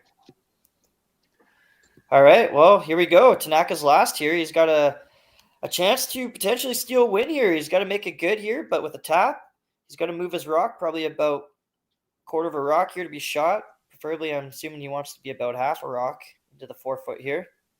Button. And we're off with Tanaka's last. All right. Coburn indicating it might be a touch heavy. Okay. Yeah. Looks like this has got some curling to do. Got to curl. Curl. Here it comes. Got to curl up quite a bit. Still needs to curl. All right. That's pretty good. Good shot. Yeah. Well done. Great shot. Good line. Good judgment. Just a bit heavier than what he wanted, but they made the best out of it. Yep. So I mean, they got to nose, which was absolutely perfect. Are they thinking, can they hit side red and punch that out through the side? Oof. Maybe. Like, I think that combo. Yeah. seems to be what Matt's calling. I guess they're a little bit time crunched too. I didn't see how much he had time left, but I feel like they got to be at least close to under a minute here. So Cody Tanaka sitting shot here and a chance to steal the game away from Team Blandford. Can Matt come up here with the big shot and bounce back? Blandford with his last. Here we go. He's throwing the up weight. No indication of anything right now. Oh! Holy moly, did Matt just pull that off? Woo-hoo-hoo-hoo-hoo! Holy cow, what a shot by Team Blandford. Holy cow, Matt coming in clutch. Oh my God, what a heck of a shot there. Holy cow. I mean, gosh, I hope my eyes are right. That has to be Team Blue that had to pull that one off. Oh yeah, handshakes are coming. There we go. Well done. What an excellent shot. Yeah, let's see a replay on that one. Holy cow. Upweight ability. Throws it absolutely perfectly. Oh my God. Oh, holy cow. Did not even touch the back one to sit shot. That's unbelievable. What a heck of a shot by Team Blandford. What a way to end the game. Holy cow. Wow. Well, thank you everybody for tuning in. Really appreciate you guys' time, and we look forward to hopefully having you guys come on board for the next games. I believe the next draw there tomorrow morning. But thank you again, guys. I'm Reese Gamash alongside my co-host / partner there, Craig Coyne. We appreciate your guys' time. Enjoy your night, and we look forward to seeing you guys back tomorrow. This is the 2026 Curling Provincials here in Curl, BC, British Columbia. Thank you for tuning in, and have a great night.